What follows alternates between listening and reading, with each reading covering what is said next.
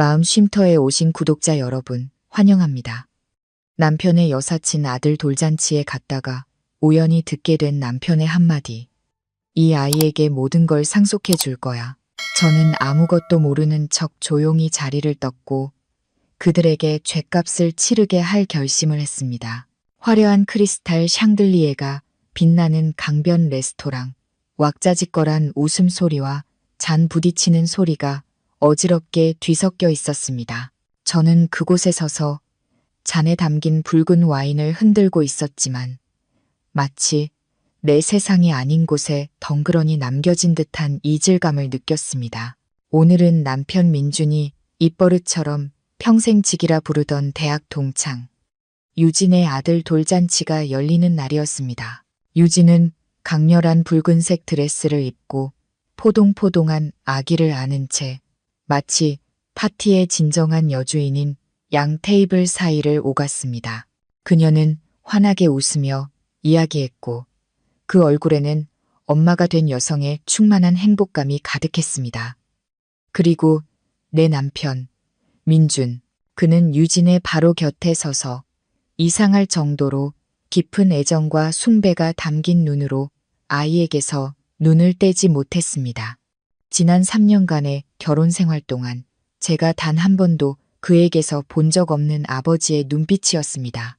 저는 발코니 근처 구석진 곳으로 몸을 숨겨 흐트러지기 시작한 호흡을 가다듬으려 애썼습니다. 주위의 손님들은 이따금 저를 힐끗 쳐다보더니 이내 고개를 돌려 수군거렸습니다. 아마도 사장님의 아내가 왜 홀로 서 있는지, 자기 남편은 다른 여자와 그 아이를 챙기느라 여념이 없는데 말입니다. 저는 와인 한 모금을 머금었습니다.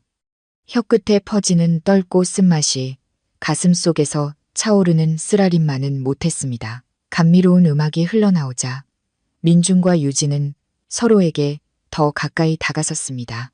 그들은 제가 강변 경치에 정신이 팔려 있다고 생각했거나 이 정도 거리면 비밀이 새어나가지 않을 만큼 안전하다고 믿었을 겁니다. 민준은 유진의 귀에 대고 무언가 속삭였고 그녀는 까르르 웃음을 터뜨렸습니다.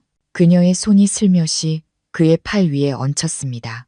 단순한 친구 사이를 넘어선 친밀한 몸짓이었습니다. 그리고 그들은 독일어로 대화하기 시작했습니다. 민준이 입꼬리를 비죽이며 웃는 것이 보였습니다. 그가 큰 계약을 성사시킬 때마다 짓던 것만한 미소였습니다.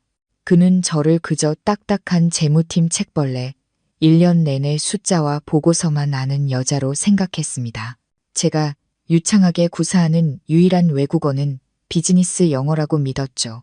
그는 독일어가 두 사람만의 절대적인 안전지대이자 비밀 암호라고 확신했습니다. 민준의 나직한 목소리가 들려왔습니다. 독일어 단어 하나하나가 또렷하게 마치 날카로운 칼날처럼 제 심장을 베어냈습니다. 걱정 마. 이 아이가 우리 김씨 가문의 장손이야. 내 모든 걸 이 아이에게 물려줄 거야.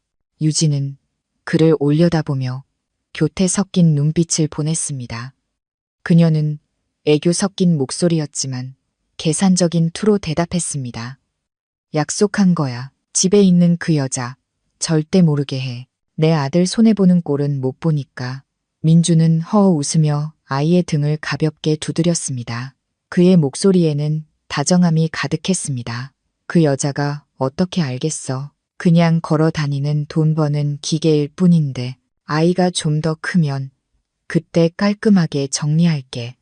제 손에 들린 와인잔이 사정없이 떨렸습니다. 저는 바닥에 잔을 내동댕이 치고 싶은 충동을 억누르기 위해 온 힘을 다해 잔을 꽉 쥐었습니다. 등골을 타고 오르는 차가운 감각이 온몸으로 퍼져나가 순간적으로 몸이 마비되는 듯 했습니다. 결국 그의 눈에 저는 그저 도구, 돈 버는 기계에 불과했던 겁니다. 3년간의 부부의 연. 저는 그의 가족 회사가 파산 직전에서 일어서도록 제 모든 지혜와 인맥, 노력을 쏟아부었습니다. 현명한 아내, 효심 깊은 며느리가 되기 위해 제 청춘과 개인적인 취미까지 모두 희생했습니다. 심지어 그가 깊이 잠든 밤마다 몰래 독일어를 공부하기까지 했습니다. 저는 길고 긴 밤, 홀로 스탠드 불빛 아래 앉아 사전을 뒤적이고 회화 테이프를 듣던 날들을 떠올렸습니다. 제가 독일어를 배운 이유는 그가 수입하는 기술 서류 번역을 돕고 싶어서, 그의 일에 대한 부담을 나누고 싶어서, 결혼 기념일에 깜짝 놀라게 해주고 싶어서였습니다. 그런데 이제 와서 바로 그 언어가 제 결혼 생활의 사형 선고를 똑똑히 듣게 하는 도구가 되어버렸습니다. 저는 그들을 바라보았습니다. 기만으로 쌓아 올린 거짓된 행복에 잠겨있는 두 사람. 민주는 여전히 웃고 있었습니다. 예전에 제가 그토록 사랑했던 그의 미소가 이제는 역겹고 추악하게만 보였습니다. 그는 제가 이룩한 모든 것을 빼앗아 그의 정부와 사생아에게 바칠 계획을 세우고 있었습니다. 저는 깊은 숨을 들이쉬며 터져 나오려는 눈물을 억지로 삼켰습니다. 안 돼. 울면 안 돼. 지금 우는 것은 그들 눈에 저를 비참하고 나약하게 보이게 할 뿐이야. 나는 서연, 이 그룹의 최고 재무 책임자이자 혈맥을 쥐고 있는 사람이다. 누구도 내 자존심을 짓밟게 둘 수 없어. 손에 든 와인은 비었지만 마음은 계산과 증오로 가득 찼습니다. 저는 싸늘하게 입꼬리를 올렸습니다. 소름 끼치도록 차가운 미소였습니다. 언어 게임을 하고 싶다고. 좋아. 배신의 대가가 때로는 말로 할 필요조차 없다는 것을 보여주지. 저는 지나가던 웨이터의 쟁반 위에 빈잔을 내려놓았습니다. 잔 바닥이 금속 쟁반에 부딪히며 내는 건조하고 단호한 소리가 마치 제 머릿속에서 방금 내려진 결정 같았습니다. 연회장 안은 여전히 시끄럽고 활기찼습니다. 건배 소리, 백년해로를 기원하는 축사, 산모와 아이 모두 건강하길 바라는 덕담이 울려 퍼졌지만 이제 제게는 그 모든 것이 의미 없는 무성 영화의 한 장면일 뿐이었습니다. 저는 민준과 유진을 다시는 돌아보지 않았습니다. 그들의 존재는 이제 제 시야를 더럽힐 뿐이었습니다. 저는 레스토랑을 빠르게 빠져나왔습니다. 강변에서 불어오는 밤바람이 시원한 물기를 머금고 있었지만 가슴 속에 억눌린 분노의 열기를 식히기에는 역부족이었습니다. 저는 곧장 주차장으로 걸어가 익숙한 차 문을 열고 안으로 들어갔습니다. 차 안의 어둡고 고요한 공간이 저 안의 시끄럽고 거짓된 세상과 극명한 대조를 이루었습니다. 저는 조각상처럼 가만히 앉아 두 손으로 핸들을 꽉 쥐고 앞에 허공을 응시했습니다. 10분이 흘렀는지 아니면 한 세기가 흘렀는지 알 수 없었습니다. 그 10분 동안 제 심장은 마취 없는 수술을 받은 것처럼 극심한 고통 끝에 차갑게 식어버렸습니다. 저는 휴대폰을 꺼냈습니다. 화면이 밝아지며 작년 제주도 여행에서 민준과 함께 찍은 배경화면 사진이 나타났습니다. 사진 속에서 그는 환하게 웃으며 다정하게 제 허리를 감싸고 있었습니다. 지금 다시 보니 그저 지독한 조롱으로 느껴질 뿐이었습니다. 제 손가락이 차갑고 단호하게 화면 위를 스쳤습니다. 저는 그의 얼굴이 담긴 모든 사진을 한 장 한 장 선택했습니다. 삭제, 영구 삭제 버튼을 눌렀습니다. 모든 것을 지운 후 저는 휴대폰 케이스를 벗기고 핀으로 유심 트레이를 찔렀습니다. 작은 유심칩이 제 손바닥 위로 떨어졌습니다. 연애 초 민준이 제게 선물해준 그의 번호와 커플 번호였습니다. 저는 그것을 마지막으로 쳐다본 뒤 두 손가락으로 그 얇은 플라스틱 조각을 부러뜨렸습니다. 딱 하는 작은 소리와 함께 과거와의 모든 연결고리, 모든 속박이 끊어졌습니다.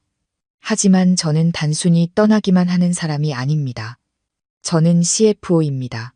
그룹 전체의 리스크를 관리하는 사람으로서 제 인생의 리스크를 관리하는 방법도 알고 있습니다. 저는 차 수납함에 있던 예비 휴대폰을 꺼내 오래전부터 외우고 있던 익숙한 번호를 눌렀습니다.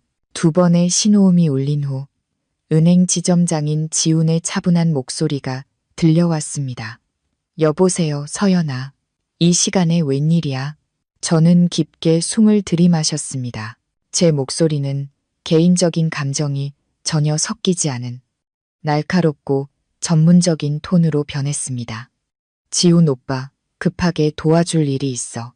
나와 민준 씨 공동명의 계좌에 대해 1등급 리스크 조항을 발동해줘. 불법적인 자산은 닉 정황이 의심돼. 지훈은 잠시 머뭇거렸습니다. 아마 갑작스러운 제 요청에 놀랐을 겁니다. 서연아, 확실한 거야? 이 조항을 발동하면 모든 자산이 동결돼. 너도 돈을 인출할 수 없어. 게다가 위임장도 필요한데. 저는 그의 말을 잘랐습니다. 제 목소리는 단호했습니다. 위임장은 이미 서명해서 지난주에 오빠 비서한테 이메일로 보내놨어. 메일 확인해봐. 즉시 동결하고 싶어. 빠르면 빠를수록 좋아. 신뢰는 좋지만 리스크 관리는 영원하다. 오빠, 내 이 말 기억하지? 수화기 너머로 몇 초간 침묵이 흐르더니 키보드 치는 소리가 들려왔습니다. 지훈이 한숨을 쉬었습니다. 알았어. 오랜 친구 부탁인데 바로 처리할게. 근데 서연아, 무슨 일이든 침착하게 해결해. 고마워, 오빠. 저는 전화를 끊고 입꼬리를 살짝 올렸습니다. 민준 씨, 내 돈으로 당신 정부를 먹여 살리고 당신 아들을 위한 왕국을 건설하고 싶다고 꿈깨. 저는 차에 시동을 걸고 주차장을 천천히 빠져나갔습니다. 출구 근처 희미한 가로등 불빛 아래 한 중년 여성이 낡은 주황색 작업복을 입고 묵묵히 쓰레기를 쓸고 있는 모습이 보였습니다. 고된 삶의 흔적이 역력한 모습이었습니다. 저는 차를 세우고 창문을 내렸습니다. 아주머니, 제가 나지막이 불렀습니다. 그 여성은 고개를 들었습니다. 햇볕과 바람에 그을린 얼굴에 화려한 차림의 여자가 자신을 부르자 놀란 기색이 역력했습니다. 그녀는 주춤거리며 다가왔습니다. 네, 저를 부르셨어요? 저는 민준이 생일 선물로 사준 그의 거짓된 문자로 가득 찬 최신형 고급 휴대폰을 들었습니다. 창문 너머로 그것을 내밀었습니다. 이거 아주머니 가지세요. 전 이제 안 써요. 청소부 아주머니는 눈을 동그랗게 뜨며 손사래를 쳤습니다. 어머, 안 돼요. 이렇게 비싼 걸 제가 어떻게 받아요? 혹시 잃어버리신 거 아니에요? 저는 오늘 저녁 들어 가장 편안한 미소를 지었습니다. 아니에요. 버리려던 건데 버리기엔 너무 아까워서요. 그냥 가지셔서 파시거나 쓰셔도 돼요. 제 인생에서 쓰레기 같은 것들을 버리는 셈 치세요. 저는 아주머니 손에 휴대폰을 쥐어주었습니다. 그녀가 더 반응할 틈도 주지 않고 저는 엑셀을 밟았습니다. 차는 밤속으로 빠르게 사라졌습니다. 화려한 파티의 불빛과 배신한 남편, 그리고 죽어버린 과거를 모두 뒤로 한 채 제가 떠난 후 처음에는 제 부재가 민준의 신경을 조금도 거스르지 않았습니다. 그는 여전히 유진과 아기 곁에서 모범적인 아버지 역할을 연기하는데 흠뻑 빠져 있었습니다. 하지만 주머니 속의 송곳은 언젠가 튀어나오는 법. 그가 예비차 키를 가지러 제게 전화를 걸었지만 ARS의 길고 긴 신호음만 돌아오자 불안감이 스며들기 시작했습니다. 민주는 사람들 속에서 저를 찾기 시작했습니다. 제 안위를 걱정해서가 아니라 사업 파트너들 앞에서 자신의 체면을 가려줄 병풍을 잃을까 두려워서였습니다. 술 기운이 오른 듯한 한 친한 사업 파트너가 민준의 어깨를 툭 치며 큰 소리로 말했습니다. 김 사장, 부인 어디 갔어? 아까 내가 독일 손님들한테 문법을 틀리게 말했는데 다행히 옆에 있던 사모님이 슬쩍 알려줘서 망신을 면했지 뭐야. 사모님이 독일어를 그렇게 잘하는지 몰랐네. 발음이 완전 현지인 같던데. 그 말은 마치 청천벽력 같았습니다. 민준의 입가에 머물던 미소가 순식간에 굳어버렸습니다. 독일어요? 그 사람이 독일어를 안다고요? 민준은 핏기 하나 없는 얼굴로 더듬거렸습니다. 방금 전 유진에게 독일어로 내뱉었던 노골적인 속삭임과 상속에 대한 계획들이 시한폭탄처럼 그의 머릿속에서 터져 나왔습니다. 민준은 절정에 달한 파티도 어리둥절하게 자신의 이름을 부르는 유진도 내팽개치고 미친 사람처럼 차로 달려갔습니다. 그가 도착했을 때 우리의 저택은 적막한 어둠에 잠겨 있었습니다. 거실에서 새어나오던 따뜻한 노란 불빛도 끓이다만 된장찌개의 구수한 냄새도 매일 밤 남편을 기다리며 묵묵히 다림질하던 아내의 모습도 없었습니다. 집안을 감싼 침묵, 오랫동안 버려진 곳처럼 소름 끼치도록 차가운 침묵만이 흘렀습니다. 민주는 침실로 뛰어들어갔습니다. 제 옷은 옷장에 그대로 걸려 있었고 화장대에는 익숙한 화장품들이 가지런히 놓여 있었습니다. 모든 것이 평범해 보였지만 바로 그 평범함이 끔찍한 비정상적인 상황을 암시하고 있었습니다. 저는 마치 처음부터 존재하지 않았던 사람처럼 아무것도 가져가지 않았습니다. 혹은 이 장소가 너무나도 지긋지긋해서 먼지 한 톨조차 가져가고 싶지 않았던 것이겠죠. 그는 제가 매일 밤 장부를 정리하던 서재로 달려갔습니다. 넓고 깨끗한 오크 책상 위에는 먼지 한 점 없이 얇은 서류 봉투 하나만 덩그러니 놓여 있었습니다. 민주는 떨리는 손으로 스탠드를 켰습니다. 노란 불빛 아래 합의 이혼 신청서라는 글자가 눈에 들어왔습니다. 서류 끝에 적힌 제 서명은 단호하고 날카로웠으며 지난 3년간의 모든 정을 끊어내듯 힘차게 뻗어 있었습니다. 하지만 민준을 완전히 무너뜨린 것은 이혼 서류가 아니었습니다. 크리스탈 문진 옆에 놓여 있던 것이었습니다. 그것은 시간이 흘러 누렇게 변색되고 가장자리가 살짝 말려 올라간 낡은 영수증이었습니다. 그가 그것을 집어들었을 때 인쇄된 글자를 읽는 그의 눈이 휘둥그레졌습니다. 수강료, 영수증, 고급 독일어 과정, 수강생, 서연.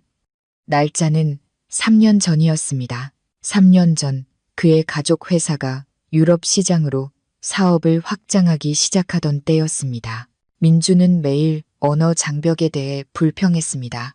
저는 남편과 부담을 나누고 싶다는 소박한 소망 하나로 그가 잠든 밤에 몰래 학원에 등록해 어려운 단어와 복잡한 문법을 익혔습니다. 저는 그것을 깜짝 선물로 그의 사업에 든든한 지원군이 되어줄 생각이었죠. 그런데 제 진심이 양날의 검이 되어 제 곁에 누워있던 남자의 검은 속내를 꿰뚫어 보게 만들 줄이야. 민주는 차가운 바닥에 주저앉았습니다. 영수증이 그의 손에서 떨어져 나와 가장 쓰라린 조롱처럼 책상 다리 아래로 나풀거리며 내려앉았습니다. 뒤늦은 후회가 그의 마음을 갉아먹기 시작했습니다. 그가 저를 사랑해서가 아니었습니다. 그가 책벌레라고 무시했던 아내가 사실은 모든 것을 오래전부터 꿰뚫어 보고 있었다는 사실을 깨달았기 때문이었습니다. 텅 빈 방 안에서 전화벨이 울려 퍼져 민준을 감싼 정적과 공포를 깨뜨렸습니다. 시어머니 박 여사였습니다. 민준은 떨리는 손으로 전화를 받았습니다. 말을 꺼내기도 전에 수화기 저편에서 날카로운 고함이 터져 나왔습니다. 민준이냐, 내 마누라, 지금 무슨 짓이야? 잘 있던 애가 파티 중간에 그냥 가버리면 어떡해? 손님들이 물어보는데 내가 창피해서 얼굴을 들 수가 없었다. 애도 못 낳는 주제에 성질머리는 있어서는 내가 똑바로 안 가르치면 내가 가서 가르쳐야겠다. 민주는 이혼 서류에 대해서는 차마 말하지 못하고 몇 마디 얼버무리다 황급히 차를 몰아 종갓집으로 향했습니다. 시댁은 조용한 골목 깊숙한 곳에 자리 잡고 있었습니다. 묵직한 원목 가구와 늘 피어오르는 향 냄새가 위험 있으면서도 숨 막히는 분위기를 자아냈습니다. 박 여사는 자개상 앞에 앉아 뜨거운 찻잔을 들고 있었고 얼굴에는 살기가 가득했습니다. 그녀는 저를 단 한 번도 좋아한 적이 없었습니다. 제가 며느리로 들어온 첫날부터 말이죠. 그녀의 눈에 저는 학벌도 좋고 직업도 괜찮았지만 지방 출신이라는 이유로 그들의 어설픈 명문가와는 어울리지 않았습니다. 게다가 제 가장 큰 죄는 3년이 지나도록 대를 이을 장손을 낳지 못했다는 것이었습니다. 그녀는 불임의 원인이 그녀의 아들에게 있다는 사실을, 그리고 제가 남편의 체면을 지켜주기 위해 그 모든 오명을 뒤집어 쓰고 있었다는 사실을 몰랐습니다. 어머니, 서연이가. 민주는 쌀쌀한 날씨에도 불구하고 땀을 비오듯 흘리며 우물쭈물했습니다. 박 여사는 찻잔을 상에 3개 내려쳤고 뜨거운 찬물이 밖으로 튀었습니다. 서연이가 뭐 아주 발광을 하는구나. 내가 한마디 하는데 내가 걔를 너무 오냐오냐 해서 버릇이 없어졌어. 시댁 체면도 못 세우는 며느리는 내쫓아야 해. 유진이 좀 봐라. 예쁘고 싹싹한 데다 아들까지 낳았잖아. 난 걔가 아주 마음에 들어. 네가 알아서 잘 처리해. 내 마누라가 내 장손 앞길 맞게 두지 마라. 바로 그때 두 모자가 저를 훈계할 계획을 세우고 있을 때 초인종이 울렸습니다. 박 여사는 턱짓으로 가사도우미에게 문을 열라고 신호하며 중얼거렸습니다. 잘못했다고 빌러 기어들어 왔나 보네. 이번엔 아주 버르장머리를 고쳐놔야지. 조상님들 앞에서 무릎 꿇고 빌게 해야 용서해 줄까 말까야. 하지만 들어온 사람은 그녀가 기대했던 것처럼 주눅든 모습의 제가 아니었습니다. 검은 정장을 단정하게 차려입은 중년 남성이었습니다. 손에는 서류 가방을 들고 있었고 얼굴에서는 근엄하고 전문적인 분위기가 풍겼습니다. 제가 위임한 법률 대리인 김 변호사였습니다. 박 여사님, 김민준 씨, 안녕하십니까? 김 변호사는 가볍게 고개를 숙여 인사했지만 그 눈빛은 칼날처럼 차가웠습니다. 저는 제 의뢰인 서연 씨의 법률 대리인입니다. 사과하러 온 것이 아니라 의뢰인의 요청에 따라 법적 절차를 진행하기 위해 왔습니다. 박 여사는 낯선 남자를 보고 잠시 얼어붙었다가 아들을 쳐다봤습니다. 변호사, 저게 변호사를 왜 고용해? 누구를 고소라도 하겠다는 거야? 민주는 그 자리에 못 박힌 듯 서 있었습니다. 거대한 폭풍이 몰려오고 있다는 불길한 예감에 그의 손발이 후들거렸습니다. 김 변호사는 그들을 오래 기다리게 하지 않았습니다. 그는 맞은편 의자에 차분히 앉아 서류 가방을 책상 위에 놓고 잠금 장치를 풀었습니다. 딸깍하는 소리가 조용한 공간에 선명하게 울려 퍼졌습니다. 마치 무자비한 전쟁의 시작을 알리는 신호탄처럼 김 변호사는 차분하게 새 묶음의 서류를 꺼내 반질반질한 원목 탁자 위에 나란히 놓았습니다. 그의 동작 하나하나는 느리고 침착했지만 천근만근의 무게를 담고 있었습니다. 이것은 제 의뢰인이 원고인 이혼 소송장입니다. 이것은 법원에서 발부한 소장 접수 증명원입니다. 그리고 가장 중요한 이것. 그는 3번째 서류 묶음을 박 여사와 민준 쪽으로 밀었습니다. 법원의 임시사전 처분 결정문입니다. 박 여사는 눈을 가늘게 뜨고 서류를 집어들었지만 딱딱한 법률 용어 때문에 눈앞이 어지러웠습니다. 그녀는 오직 페이지 중앙에 굵게 인쇄된 재산 동결이라는 단어에만 집중했습니다. 그녀는 날카로운 목소리로 소리쳤습니다. 재산 동결. 이게 무슨 소리야? 무슨 재산을 동결해? 우리 집, 우리 돈인데 저게 무슨 권리로 손을 대? 김 변호사는 안경을 고쳤으며 여전히 차분한 톤으로 한 글자 한 글자 또박또박 설명했습니다. 여사님, 제 의뢰인이 제출한 충분한 증거에 따르면 김민준 씨가 혼인 기간 중 부부 공동재산을 불법적인 목적으로 구체적으로는 제3자에게 이전하는 등 은닉한 정황이 포착되었습니다. 이혼 소송 과정에서 제 의뢰인의 합법적인 권리를 보장하기 위해 법원은 공동명의 또는 공동재산에서 파생된 모든 은행 계좌, 회사 지분, 그리고 부동산을 동결하라는 명령을 내렸습니다. 저 여자가 미쳤나? 민주는 얼굴이 시뻘개지고 목에 핏대가 서도록 소리쳤습니다. 그는 어머니의 손에서 결정문을 낚아챘습니다. 그의 눈은 핏발이 서 있었습니다. 내일 회사에서 엄청나게 큰 수입 물품 대금을 결제해야 하는데 계약금은 이미 보냈다고. 지금 잔금을 못 보내면 계약금도 날리고 물건도 못 받아. 저 여자가 날 죽이려고 작정한 거야? 이 회사를 망하게 하려는 거냐고 저는 알고 있었습니다. CFO로서 저는 회사의 자금 흐름을 민준을 포함한 그 누구보다 잘 알고 있었습니다. 내일이 해외 파트너에게 신용장 대금을 결제해야 하는 마지막 날이라는 것을 정확히 알고 있었습니다. 자금 흐름이 막히면 회사의 신용은 무너지고 생산 라인은 멈출 것이라는 것도요. 하지만 그것이 바로 제가 원했던 것입니다. 그가 우리의 피땀 어린 돈으로 정부를 먹여 살리는 잔인함을 보였을 때 저 또한 그의 숨통을 끊어버릴 잔인함을 보여줄 참이었습니다. 그건 김민준 씨의 문제이지 제 의뢰인의 문제가 아닙니다. 김 변호사가 차갑게 대답했습니다. 제 의뢰인은 단지 자신의 정당한 권리를 행사하고 있을 뿐입니다. 만약 당신이 정부를 부양하기 위해 재산을 빼돌리지 않았다면 이런 일은 일어나지 않았을 겁니다.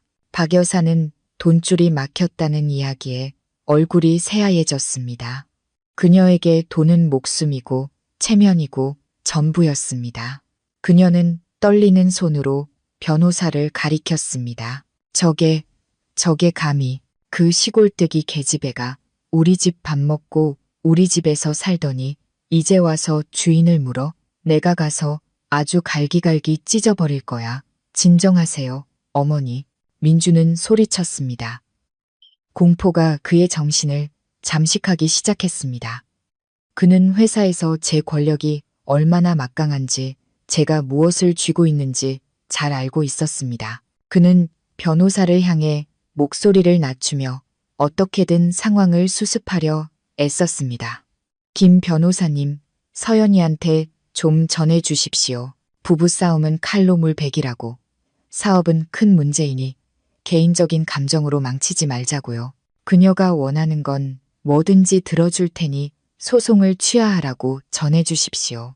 김 변호사는 미소를 지었습니다. 사교적인 미소였지만 연민이 가득했습니다. 유감이지만 김민준 씨, 제 의뢰인은 신뢰가 무너진 순간 모든 타협은 무의미하다고 말했습니다. 그녀는 당신이 맞춰주는 것을 원하지 않습니다. 단지 자신의 것을 되찾길 원할 뿐입니다. 그리고 당신이 이걸 보길 원하고요. 김 변호사는 서류 가방을 열어 마치 사형 선고문처럼 보이는 검은 표지에 두꺼운 서류철을 또 하나 꺼냈습니다. 그는 한 장 한 장 넘겨 민준 모자 앞에 펼쳐놓았습니다. 그것은 딱딱한 법률 서류가 아니라 숫자 하나, 날짜 하나, 이체 내역 하나까지 꼼꼼하게 기록된 상세한 지출 명세서였습니다. 이것은 지난 3년간 김민준 씨의 비정상적인 지출 내역 목록입니다. 제 의뢰인이 재무 보고서와 은행 거래 내역을 통해 정리한 것입니다. 김 변호사는 기계처럼 감정 없는 목소리로 읽기 시작했습니다. X월 15일 자동차 매장에 2억 원, 이체, 내역, 벤츠, 2300 구매, 차량 등록명의자, 유진. 박 여사는 입을 떡 벌렸습니다. 2억이라는 숫자에 그녀는 정신이 아찔했습니다. 자신은 낡아빠진 옛날 차를 타고 다니는데 아들이 첩에게는 고급 외제차를 사주다니. 6월 20일 10억 원, 이체, 타워팰리스 고급 아파트 매매 대금 결제, 계약서 명의자, 유진. 10월 10일 현금 5천만 원 인출, P&J에서 다이아몬드 주얼리 구매, 올해 X월 X일 투자 신탁 계좌에 20억 원 입금. 수익자, 유진. 숫자 하나하나가 망치처럼 박 여사의 머리를 내리쳤습니다. 그녀는 떨리는 손으로 명세서를 집어들고 길게 늘어선 숫자들의 눈을 고정했습니다. 그녀는 탐욕스럽고 돈을 목숨처럼 아끼는 여자였습니다.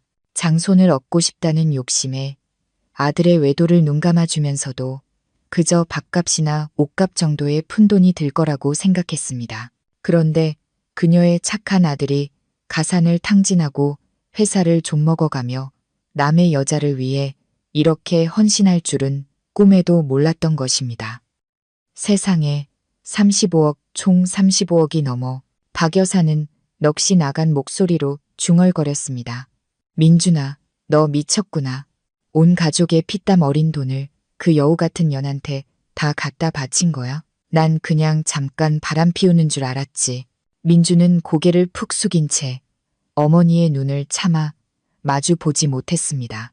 그는 차명 계좌와 유령 회사를 이용해 돈을 옮기면 제가 절대 모를 것이라고 생각했습니다. 그는 제가 누구인지 잊고 있었습니다. 김 변호사는 민준을 쳐다봤습니다. 그의 날카로운 눈빛이 민준의 속을 꿰뚫는 듯했습니다. 김민준 씨, 당신 아내가 누구인지 잊었습니까? 그녀는 최고의 리스크 컨트롤러 전문가입니다. 그녀는 당신 회사의 재무 혈맥을 쥐고 있습니다. 당신의 모든 행동, 당신이 어디로 돈을 보내고 무엇을 하는지, 동전 한 뼘까지 그녀는 손바닥 위에 놓고 보고 있었습니다. 그녀가 말하지 않은 것은 몰라서가 아니라 기다리고 있었기 때문입니다. 이 종양이 터지는 바로 오늘 한 번에 그리고 영원히 잘라내기 위해서요. 제 의뢰인이 전하길 김 변호사는 목소리를 낮추며 한 단어 한 단어 힘주어 말했습니다. 그녀는 한때 당신을 남편으로 여겼기에 자신의 능력을 당신의 자산을 지키는 데 썼습니다. 하지만 당신이 그녀를 남으로 여긴 순간 바로 그 능력이 공정을 되찾는 가장 날카로운 무기가 될 것이라고요. 이 장부는 빙산의 일각에 불과합니다. 저는 그 순간 민준의 얼굴이 잿더미처럼 변했을 것을 상상할 수 있었습니다. 그는 단지 돈을 잃는 것이 두려운 것이 아니었습니다. 제 똑똑함과 깊은 계획성에 공포를 느꼈을 겁니다. 그가 순하고 순종적이라고만 생각했던 아내가 막다른 골목에 몰렸을 때 가장 위험한 사람이 된다는 것을 깨달았을 겁니다. 첩에게 수십억 원을 바친 사실이 드러나자 위험 있던 종갓집의 공기는 마치 무덤 속처럼 숨막히게 변했습니다. 민주는 멍하니 앉아 있었습니다. 땀이 비오듯 흘러 그날 아침 제가 정성껏 다려준 명품 셔츠를 흠뻑 적셨습니다. 김 변호사는 거기서 멈추지 않았습니다. 그는 서류철의 마지막 페이지를 천천히 넘겼습니다. 그곳에는 작은 노란색 메모지가 끼워져 있었습니다. 그는 그것을 민준 쪽으로 밀며 낮지만 천근만근의 무게가 실린 목소리로 말했습니다. 이것이 제 의뢰인의 마지막 메시지입니다. 이혼 서류에 서명할지 말지 결정하기 전에 이 글을 잘 읽어보라고 하더군요. 민주는 떨리는 손으로 메모지를 집어 들었습니다. 핏발선 눈으로 한 글자 한 글자 읽어 내려갔습니다. 내용은 짧았지만 그의 손발을 후들거리게 만들기엔 충분했습니다. 지난 3년간의 수입 계약서, 관련 탈세 및 회사 자금 횡령을 위한 허위 계산서, 발행 혐의, 부부의 정을 생각해서 일단 고발 서류에서는 이 내용을 제외했습니다. 민주는 메모지를 원목 탁자 위로 떨어뜨렸습니다. 종이가 나무에 부딪히는 소리가 소름 끼치도록 건조하게 울렸습니다. 그는 의자에 주저앉았습니다. 온몸이 진흙처럼 흐물흐물해졌습니다. 그는 깨달았습니다. 제가 그의 돈줄 뿐만 아니라 그의 사회적 생명과 자유까지 쥐고 있다는 것을요. 만약 이 어두운 서류 뭉치가 수사기관에 넘어간다면 그가 치러야 할 대가는 파산뿐만 아니라 차가운 감옥의 내 벽 안에서 보내야 할 수년의 세월이었습니다. 지난 3년간 재무이사로 일하며 저는 그의 애매한 접대비 지출을 눈감아 주었습니다. 사업의 관행이라고 생각했기 때문입니다. 하지만 저는 만일의 사태에 대비해 모든 증거를 남겨둘 만큼 현명했습니다. 이것을 남편을 해치는데 사용할 생각은 추호도 없었습니다. 하지만 그가 저를 절벽 아래로 무자비하게 밀어냈을 때 저는 이 증거들을 마지막 방패로 삼을 수밖에 없었습니다. 너 왜 그래, 아들아. 박 여사는 아들의 얼굴이 핏기 하나 없이 변하자 당황해서 다그쳤습니다. 저게 뭐라고 썼길래 네가 그렇게 겁을 먹어? 널 협박하는 거야? 엄마가 전화해서 아주 박살을 내줄 테니까. 그녀는 탁자 위 전화기를 잡으려 했지만 민준이 황급히 막았습니다. 그의 목소리는 갈라져 마치 상처 입은 짐승의 신음처럼 들렸습니다. 전화하지 마세요, 어머니. 전화하시면 저 감옥 가요. 저 여자가 제 약점을 잡았어요. 회사의 비자금 장부를 전부 가지고 있단 말이에요, 어머니. 감옥이라는 두 단어를 듣자 박 여사는 마치 척추가 뽑힌 사람처럼 힘없이 무너졌습니다. 그녀는 비틀거리다 허공을 헤매던 손으로 자개상을 짚고 주저앉았습니다. 갑작스러운 혈압 상승으로 얼굴이 붉게 달아오르고 숨이 가쁘게 차올랐습니다. 평생을 계산하고 한 푼 한 푼 아끼며 능력 있는 사장 아들을 자랑스러워했던 그녀였습니다. 이제 와서 아들이 한순간의 불장난 때문에 법의 심판을 받을 수도 있다는 소식을 듣게 된 것입니다. 민주는 당황해서 가사도우미를 불렀습니다. 분주한 발소리와 구급차를 부르는 비명소리가 조용한 골목을 뒤흔들었습니다. 김 변호사는 태연하게 서류를 가방에 챙겨 넣었습니다. 그는 일어서서 재킷 옷깃을 바로잡고 떠나기 전에 한마디 남겼습니다. 내일 아침까지 답변을 기다리겠습니다. 마지막 남은 명예라도 지킬 수 있는 현명한 결정을 하시길 바랍니다.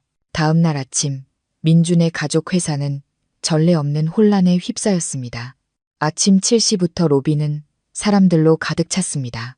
계약을 하러 온 고객이 아니라 자재 공급업체 대표들과 소액 주주들이 사장을 만나겠다며 아우성이었습니다. 회사 계좌가 동결되었다는 소식은 건조한 계절의 산불처럼 빠르게 퍼져나가 파트너들의 마지막 남은 희미한 신뢰마저 태워버렸습니다. 민주는 값비싼 정장을 차려입었음에도 불구하고 감출 수 없는 비참한 모습으로 나타났습니다. 셋한 눈, 깍지 하나, 거뭇한 수염, 그리고 불안감 가득한 초조한 눈빛. 그가 나타나자마자 군중이 즉시 그를 애워쌌습니다. 고함과 질책이 빗발쳤습니다. 김 사장님, 왜 은행에서 송금을 막은 겁니까? 우리 물건이 항구에 묶인 지 3일째예요. 돈 안 들어오면 물건 내줄 생각 마세요. 설명해 보세요. 회사 부도나는 거 아닙니까? 민주는 땀을 뻘뻘 흘리며 사람들을 진정시키려 애썼습니다. 여러분, 진정하십시오. 은행 측의 기술적인 오류일 뿐입니다. 지금 회계팀장이 처리 중이니 오늘 오후에는 입금될 겁니다. 제 명예를 걸고 보장합니다. 당신 명예가 얼마나 대단하다고 한 중년 남성이 소리쳤습니다. 듣자 하니 당신 부인이 재산을 동결했다던데 집안일도 해결 못하면서 무슨 회사 일을 해결한다고. 회의실이 아수라장처럼 시끄러울 때 묵직한 원목문이 갑자기 세게 열렸습니다. 차갑지만 위험 있는 기운이 방 안으로 흘러들어오자 소란스럽던 모든 사람들이 순간적으로 입을 다물었습니다. 또각또각 하이힐 소리가 대리석 바닥 위로 규칙적이고 단호하게 울려 퍼졌습니다. 마치 운명의 노크 소리처럼 제가 들어섰습니다. 오늘 저는 평소처럼 부드럽고 순종적인 오피스룩을 입지 않았습니다. 몸에 꼭 맞는 세련된 회색 정장을 선택했습니다. 가늘지만 날카롭고 차가운 분위기를 자아내는 옷이었습니다. 평소 길게 늘어뜨리던 머리는 깔끔하게 올려 묶어 피곤함을 가린 정성 들인 화장이 드러났습니다. 저는 고개를 든 채 혼란스러운 군중을 훑어보았지만 민준을 포함한 그 누구에게도 시선을 멈추지 않았습니다. 민준은 저를 보자 눈에 희망의 빛이 스쳤다가 이내 분노로 바뀌었습니다. 그는 제가 소란을 피우거나 다른 나약한 여자들처럼 바람을 피운 남편에게 매달려 울며불며 돌아와 달라고 애원하러 온 줄 알았습니다. 그는 익숙한 가부장적인 권위로 저를 억누르려 달려들었습니다. 당신 여기 왜 왔어? 여긴 회사야. 중요한 일을 논하는 곳이지 당신이 드나드는 부엌이 아니라고. 경비 어딨어? 이 여자 내보내. 하지만 어떤 경비원도 감히 나서지 않았습니다. 그들은 벽 구석에 기대어 제게 고개를 숙여 인사했습니다. 서 이사님, 오셨습니까? 지난 3년간 이 회사에서는 민준이 얼굴 마담이고 제가 실질적인 운전대를 잡고 있다는 사실을 모르는 사람이 없었습니다. 저는 민준을 바라보았습니다. 제 눈빛은 무심할 정도로 평온했습니다. 경비 부를 필요 없어요. 나갈 길은 아니까. 그리고 민준 씨, 나는 당신 아내 자격이 아니라 이 회사 재무이사 자격으로 여기 온 거예요. 저는 민준이 늘 위세를 부리며 앉던 회의 테이블 상석으로 직행했습니다. 서류 가방을 테이블 위에 내려놓자 금속 잠금 장치가 딸깍하며 열리는 소리가 정적 속에서 건조하게 울렸습니다. 저는 민준을 돌아보며 옅은 미소를 지었습니다. 사임하러 왔습니다. 그리고 여기 계신 주주분들께 의미 있는 작별 선물을 드리기 위해서요. 저는 늘 저에게 충성하고 저를 존경했던 비서에게 신호를 보내 이사회 멤버 전원에게 서류를 나눠주게 했습니다. 그것은 개인적인 감정을 구구절절 늘어놓은 감상적인 사직서도 배신당한 아내의 원망 섞인 푸념도 아니었습니다. 그것은 표지의 최고 경영자의 도덕적 해이 및 경영 능력에 대한 리스크 평가 보고서라는 제목이 굵게 인쇄된 꼼꼼하게 제본된 두꺼운 서류 뭉치였습니다. 민주는 서류 한 부를 낚아채듯 집어들었습니다. 한 장 한 장 넘기는 그의 손이 사시나무 떨듯 떨렸습니다. 그 안에는 감정적인 단어는 단 하나도 없었습니다. 저는 오직 전문 CFO의 냉철한 숫자, 그래프, 리스크 분석 모델의 언어만을 사용했습니다. 저는 CEO가 회사의 유동자금을 개인적인 항목집, 차, 정보를 위한 신탁에 사용한 것이 유동성 지표에 어떤 직접적인 영향을 미쳤는지 분석했습니다. 주주 여러분, 저는 회의실의 정적을 깨고 크고 또렷한 목소리로 말했습니다. 5페이지의 현금 흐름 그래프를 보시면 지난 6개월간 유동자금의 15%가 접대비 및 대외 관계비 명목으로 인출되었습니다. 하지만 실제 그 돈은 사업 활동과 무관한 개인 계좌로 흘러들어갔습니다. 이로 인해 저희는 단기 부채 상환 능력을 상실했고 회사는 기술적 부도 위기에 처하게 되었습니다. 시아버지의 동료였던 나이든 주주들이 돋보기를 쓰고 서류를 읽었습니다. 그들의 얼굴은 모두 잿빛으로 변했습니다. 그들은 민준의 반듯한 집안 배경을 믿고 돈을 맡겼습니다.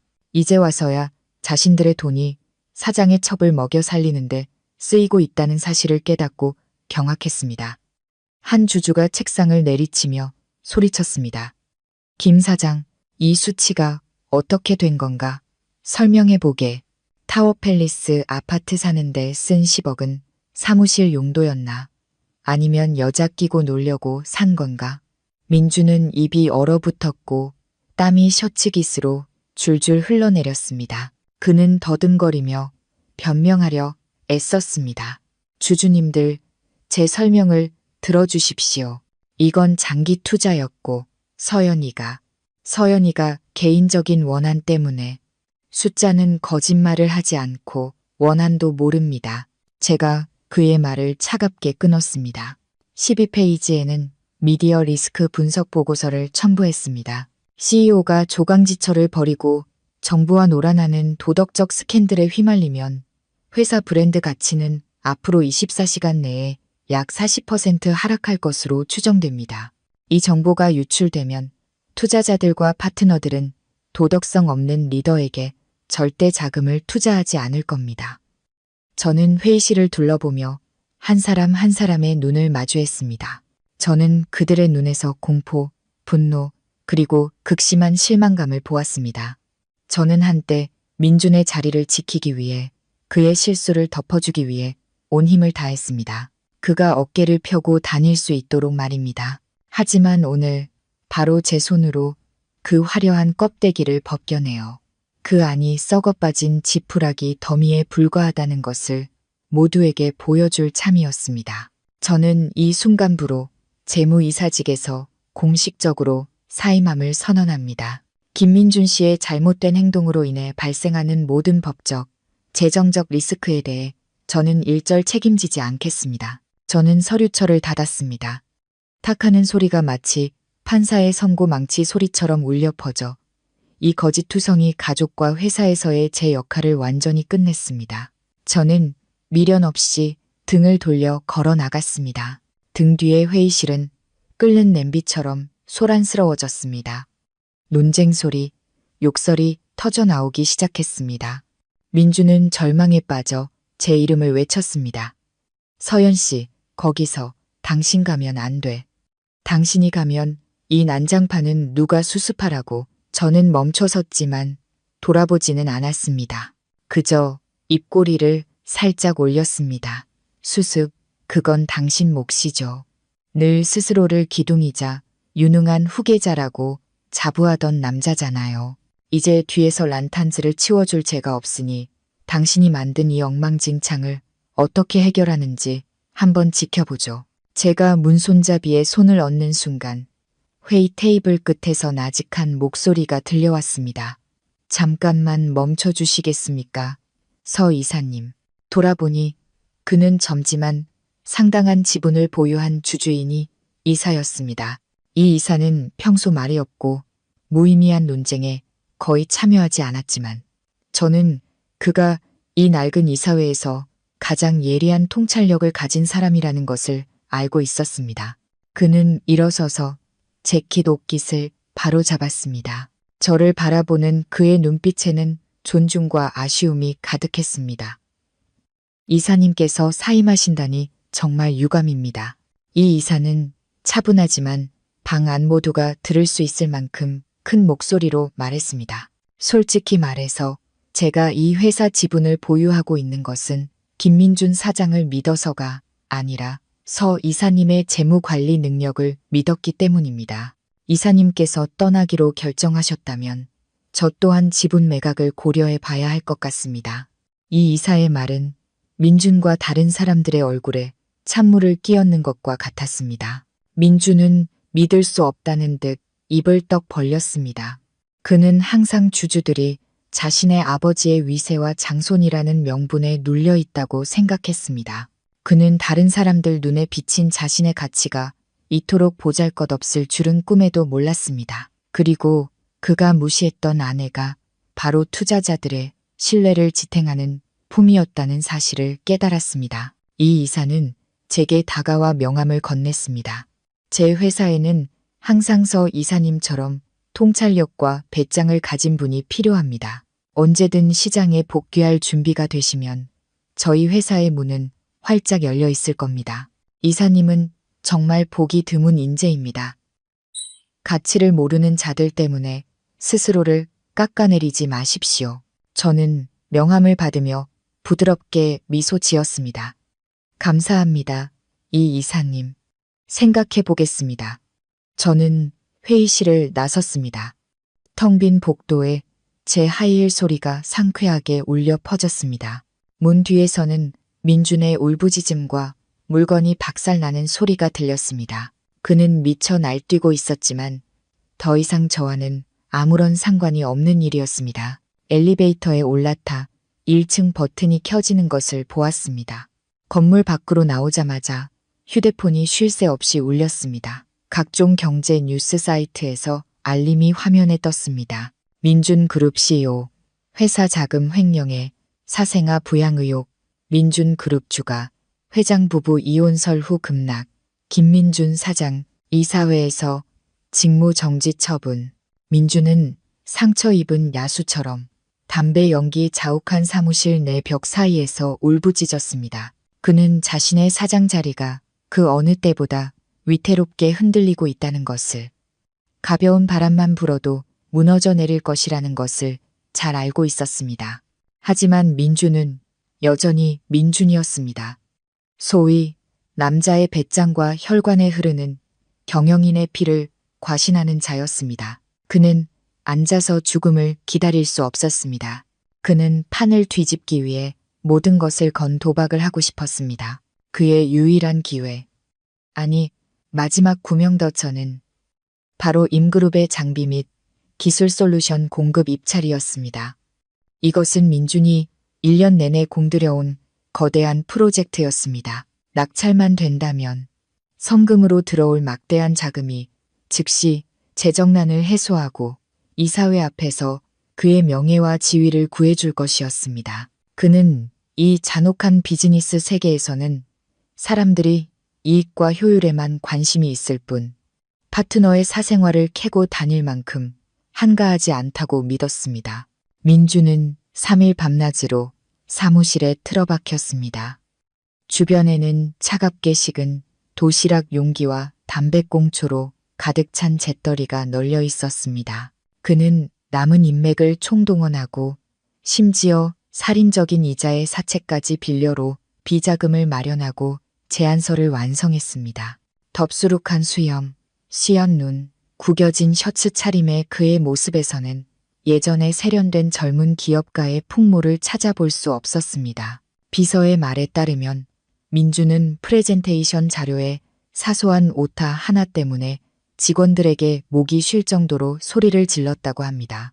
그는 마치 미친 사람처럼 마지막 남은 기력과 정신을 두꺼운 입찰 서류에 쏟아부었습니다. 그는 주문을 외우듯 혼잣말을 중얼거렸습니다. 낙찰만 받으면 돼. 낙찰만 받으면 다 끝나. 돈만 들어오면 모든 게 해결되고 서연이 그녀는 날 무시한 걸 후회하게 될 거야. 그는 여전히 돈으로 존경을 살 수 있고 자신이 저지른 도덕적 오점을 덮을 수 있다고 순진하게 믿고 있었습니다.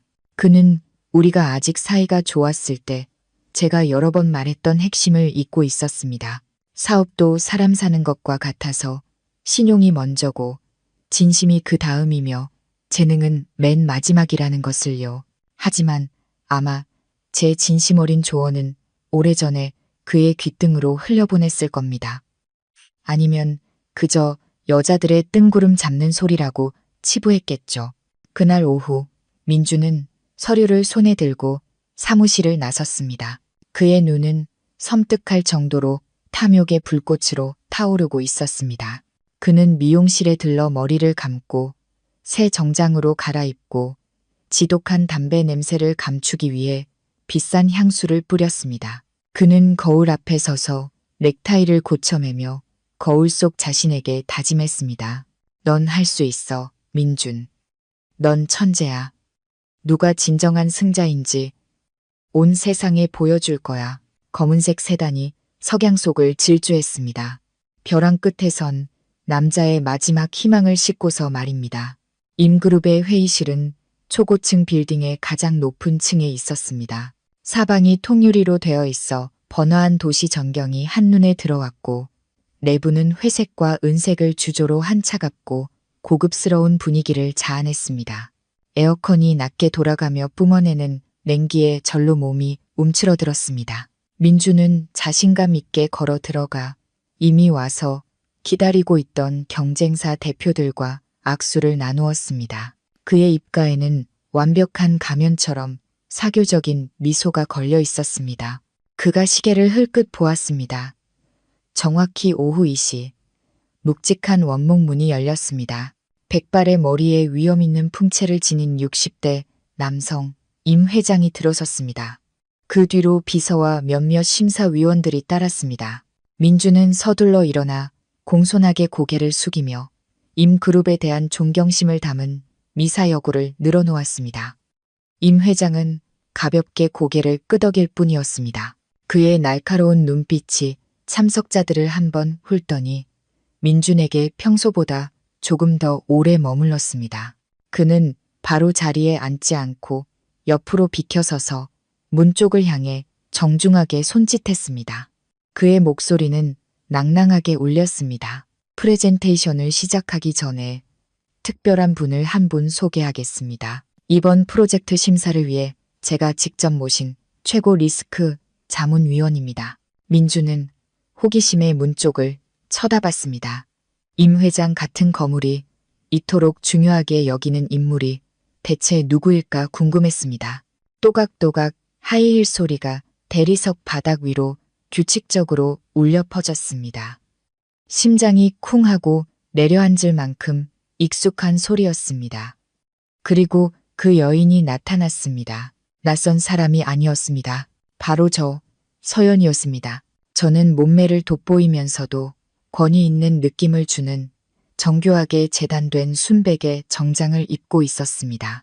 검은 긴 머리는 깔끔하게 묶어 올렸고 가벼운 화장을 한 얼굴에서는 진정한 커리어우먼의 아우라가 풍겼습니다. 저는 안으로 들어서며 마치 낯선 사람을 보듯 무심하게 민준을 스쳐 지나갔습니다.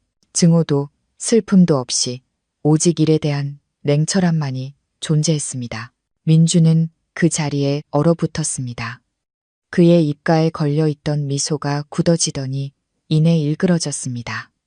그는 눈을 비볐습니다. 너무 큰 압박감 때문에 헛것을 보는 것이라고 생각했습니다. 그의 아내, 그가 부엌과 딱딱한 회계 숫자밖에 모른다고 생각했던 여자가 어떻게 국내 굴지의 대기업 최고 자문위원 자격으로 이곳에 나타날 수 있단 말인가. 안녕하십니까. 저는 서연입니다. 저는 미소를 지으며 모두에게 고개를 숙여 인사하고 임 회장 오른쪽 의자에 여유롭게 앉았습니다. 이 회의에서 가장 중요한 발언권을 가진 사람을 위한 자리였습니다. 임 회장은 제 어깨를 가볍게 두드리며 모두에게 말했지만 그의 시선은 민준을 향해 있었습니다. 아마 여러분은 모르시겠지만 작년에 서연 씨가 바로 유령 파트너사로부터 제가 수백억 원대 사기를 당할 뻔한 것을 막아주었습니다. 저는 그분께 큰 빚을 졌고 더 중요한 것은 그분의 사람 보는 눈과 리스크 평가 능력을 절대적으로 신뢰한다는 것입니다. 민주는 애써 평정을 되찾으려 했습니다. 그는 깊은 숨을 들이쉬고 억지 미소를 지으며 말했습니다. 임 회장님, 제 아내를 여기서 만나다니 정말 놀랍습니다. 하지만 회장님, 가정사는 사적인 문제입니다. 일에 있어서는 공정하고 객관적인 태도가 필요하다고 생각합니다. 저희 회사의 입찰 서류는 저는 그가 말을 끝내게 두지 않았습니다. 길고 가는 손가락을 살짝 들어 단호하게 그의 말을 끊었습니다. 저는 앞에 놓인 서류철을 열고 붉은색 그래프가 그려진 종이를 꺼내 테이블 중앙으로 가볍게 밀었습니다. 제 행동은 가벼웠지만 고요한 공간 속에서 그것은 마치 사형 선고와 같은 무게를 지니고 있었습니다. 민준 씨, 여기엔 당신 집안 사람은 아무도 없습니다. 제 목소리는 맑았지만 얼음장처럼 차갑게 울렸습니다. 저는 독립적인 리스크 자문위원 자격으로 이 자리에 앉아 있습니다. 그리고 리스크 관리의 첫 번째 원칙은 숫자는 거짓말을 하지 않는다는 것입니다.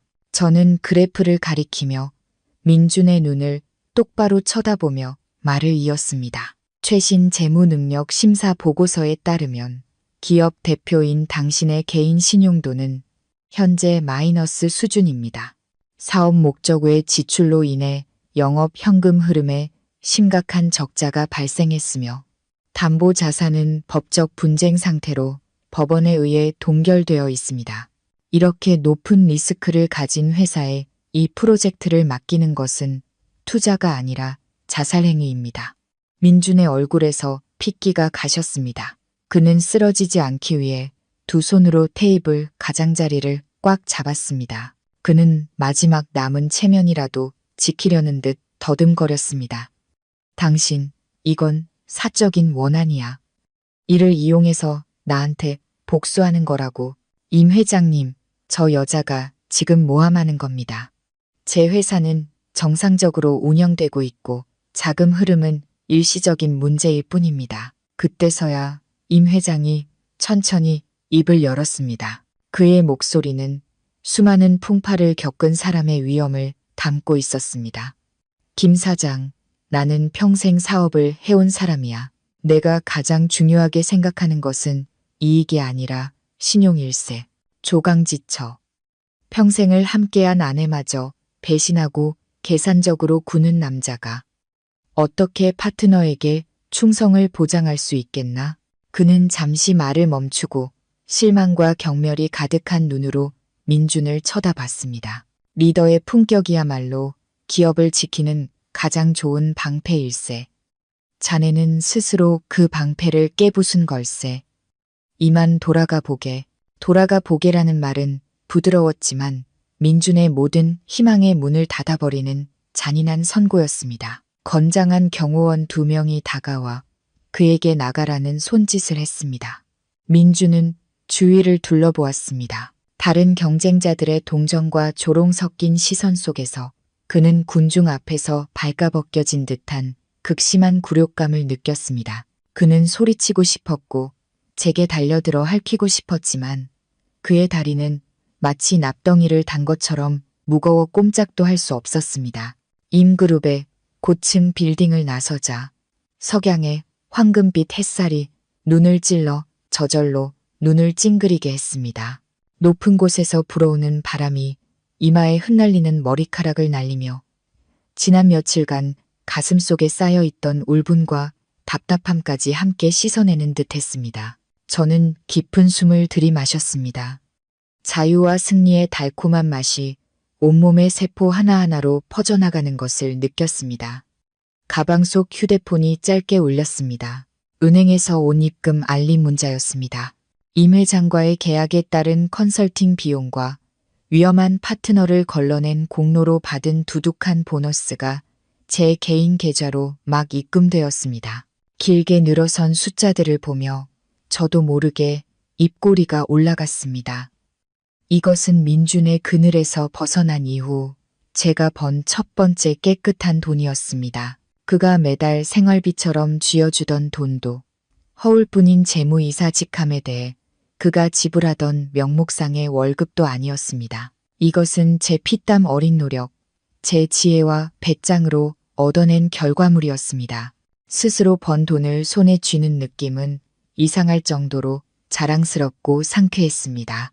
저는 바로 집으로 가지 않고 작은 골목에 숨겨진 조용한 카페로 차를 몰았습니다.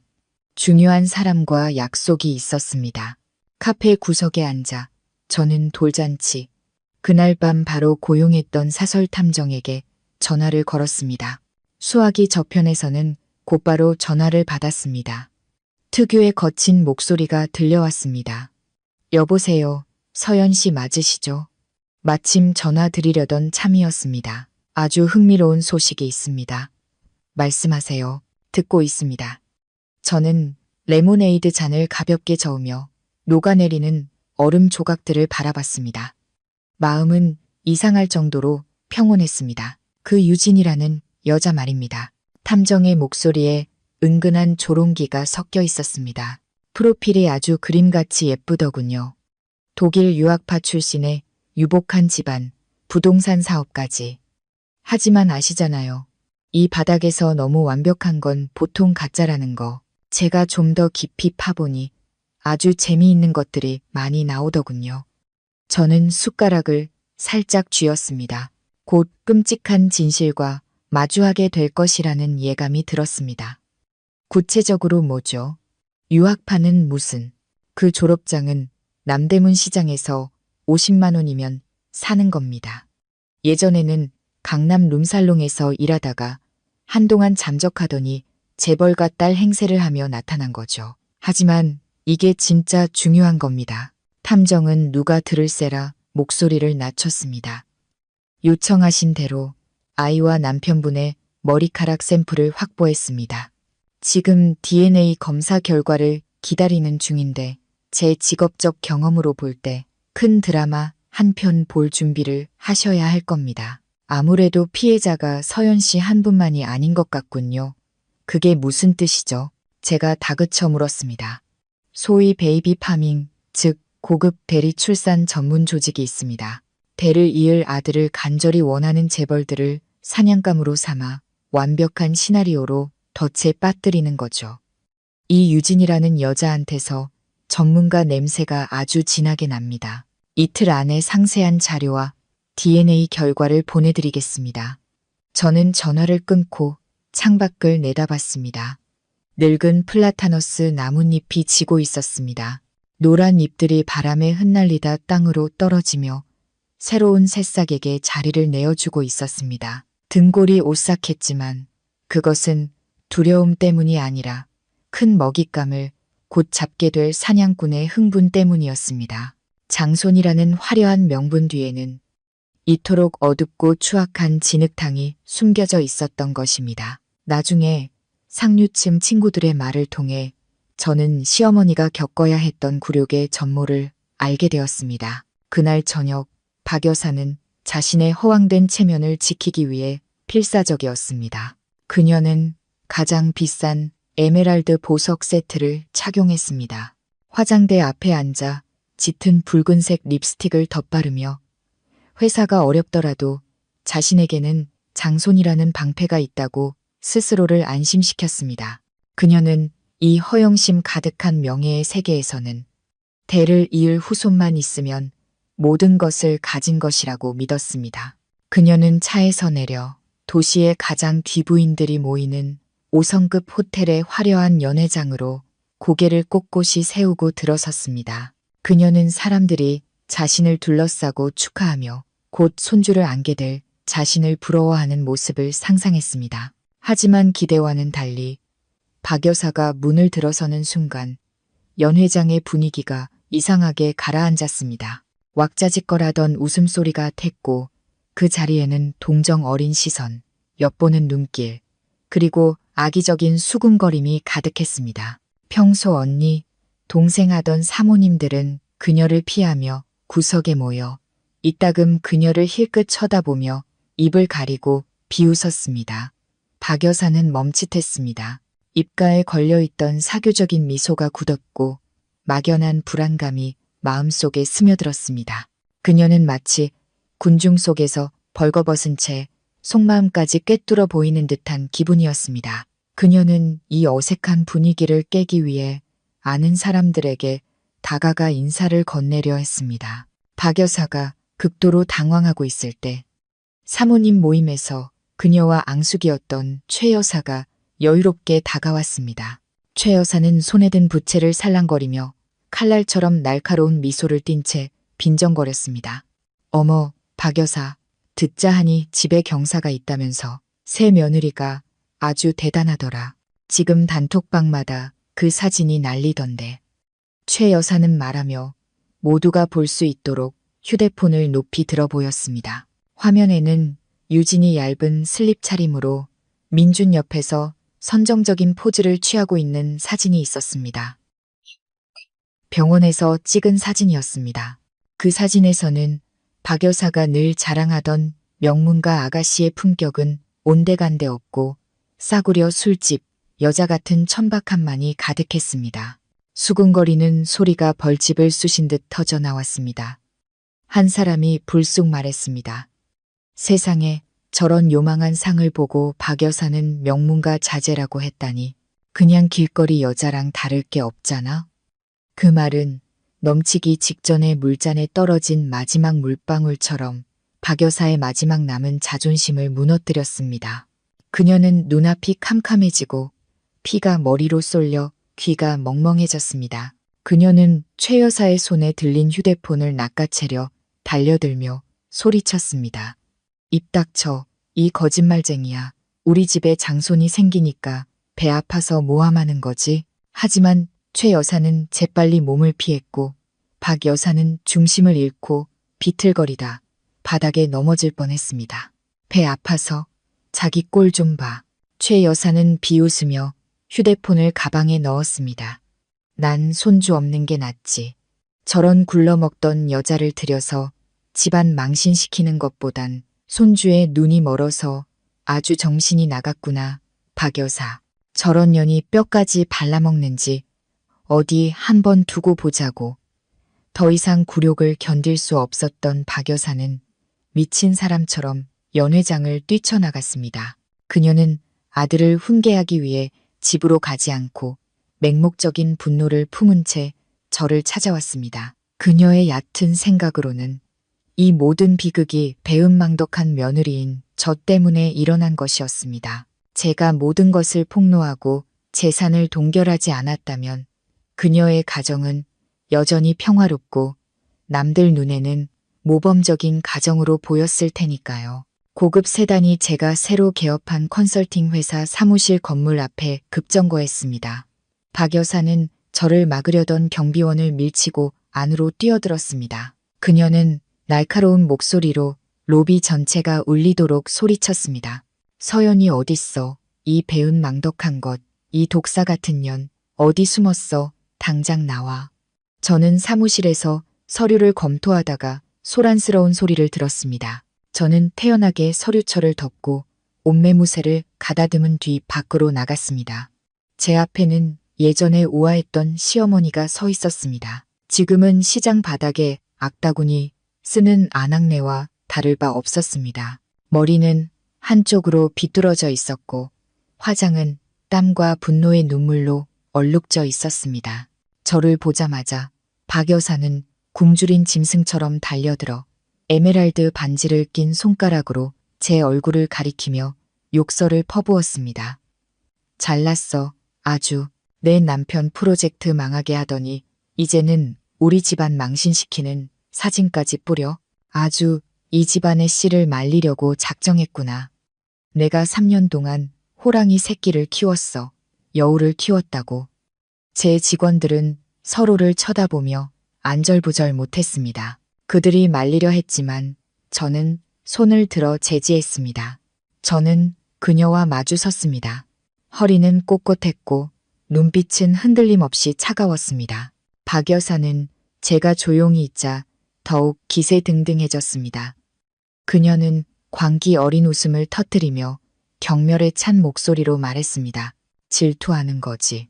네가 애를 못 낳는 돌개집이니까 아들 잘 낳는 유진이가 배 아파서 미치겠지? 민준이 아들 낳아줬잖아. 안 그래? 너처럼 마른 나무 같은 여자는 남편한테 버림받아도 싸.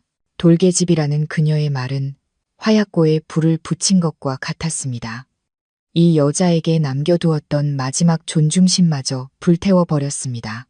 지난 3년 동안 저는 그녀 아들의 허황된 남성적 자존심을 지켜주기 위해 온갖 험담을 견디고 혀가 마비될 정도로 쓴 한약을 수백 첩이나 마셨습니다.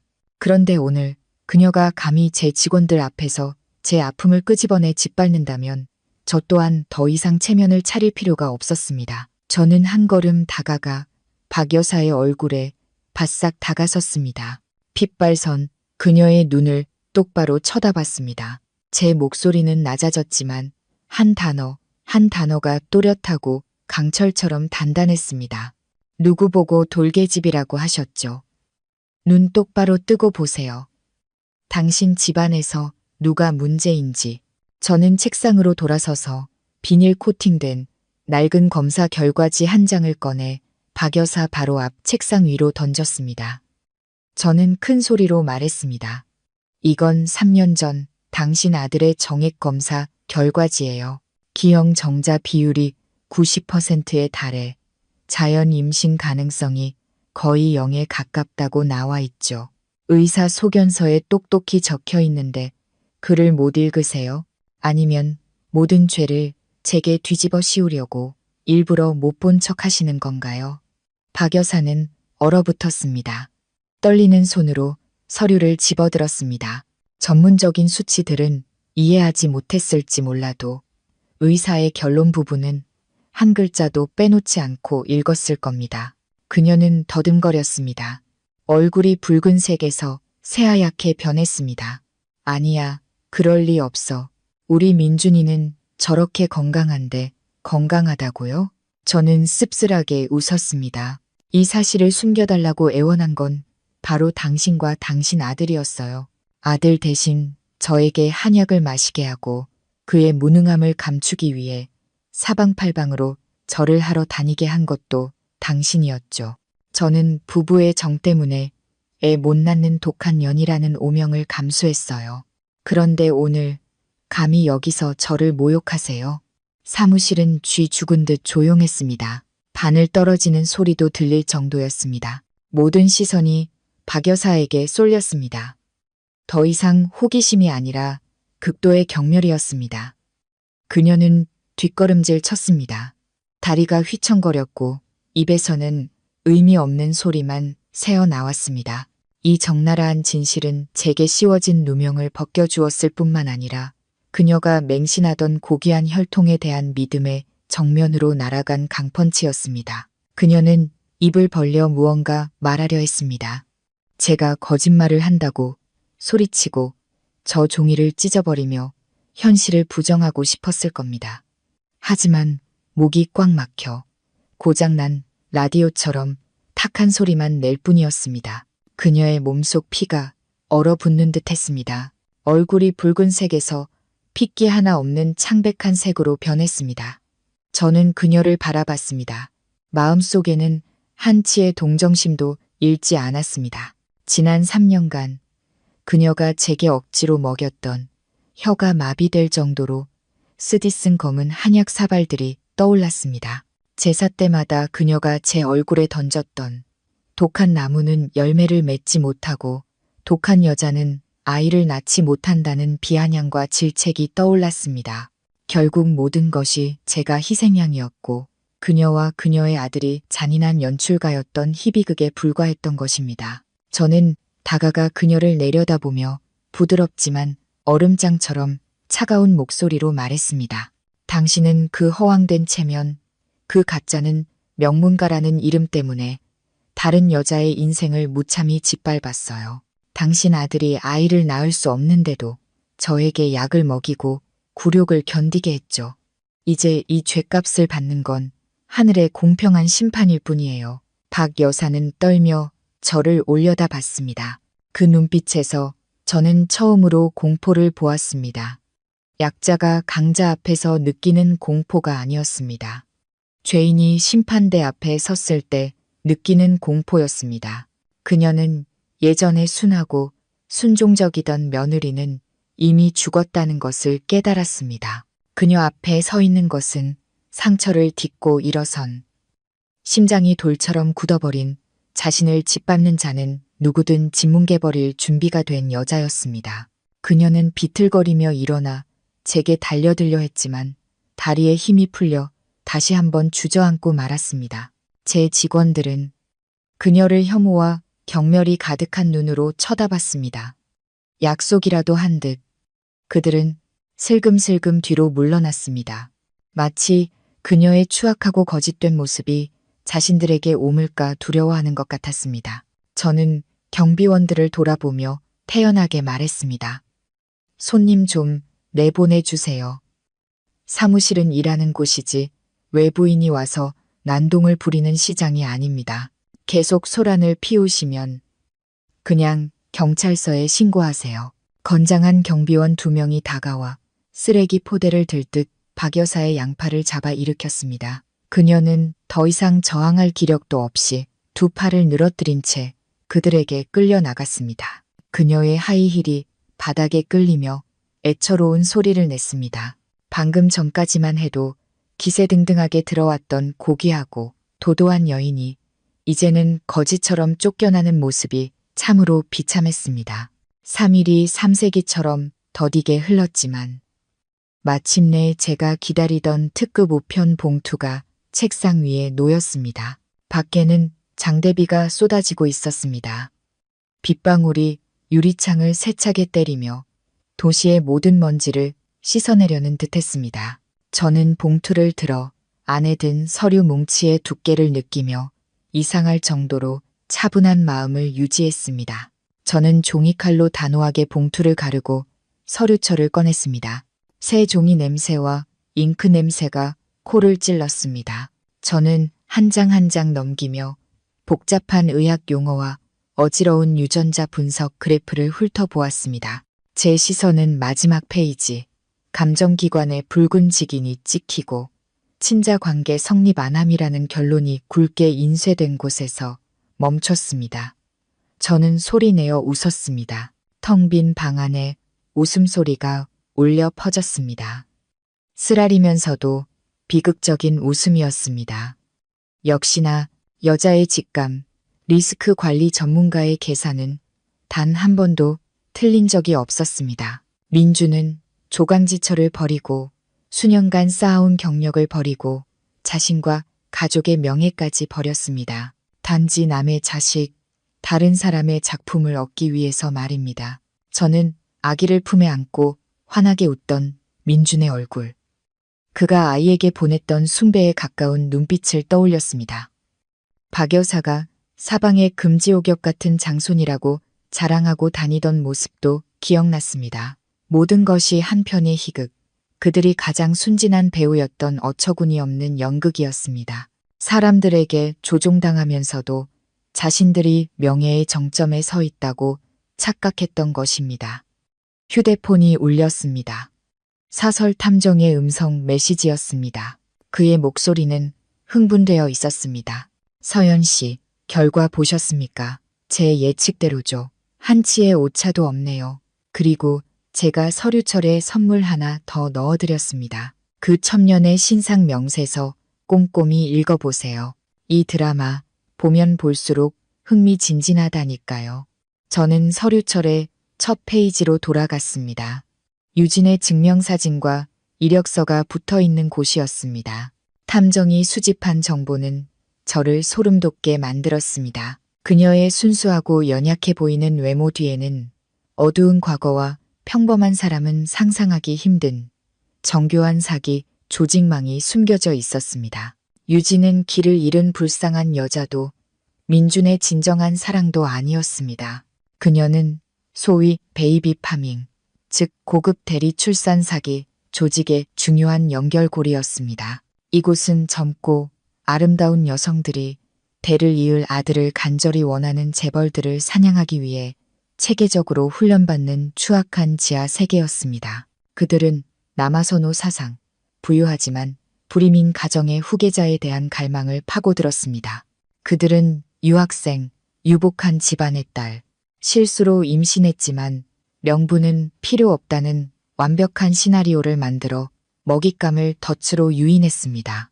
그리고 바람기 많고 어머니로부터 자식 압박을 받던 민주는 그들이 만난 가장 살찐 먹잇감이 되었습니다.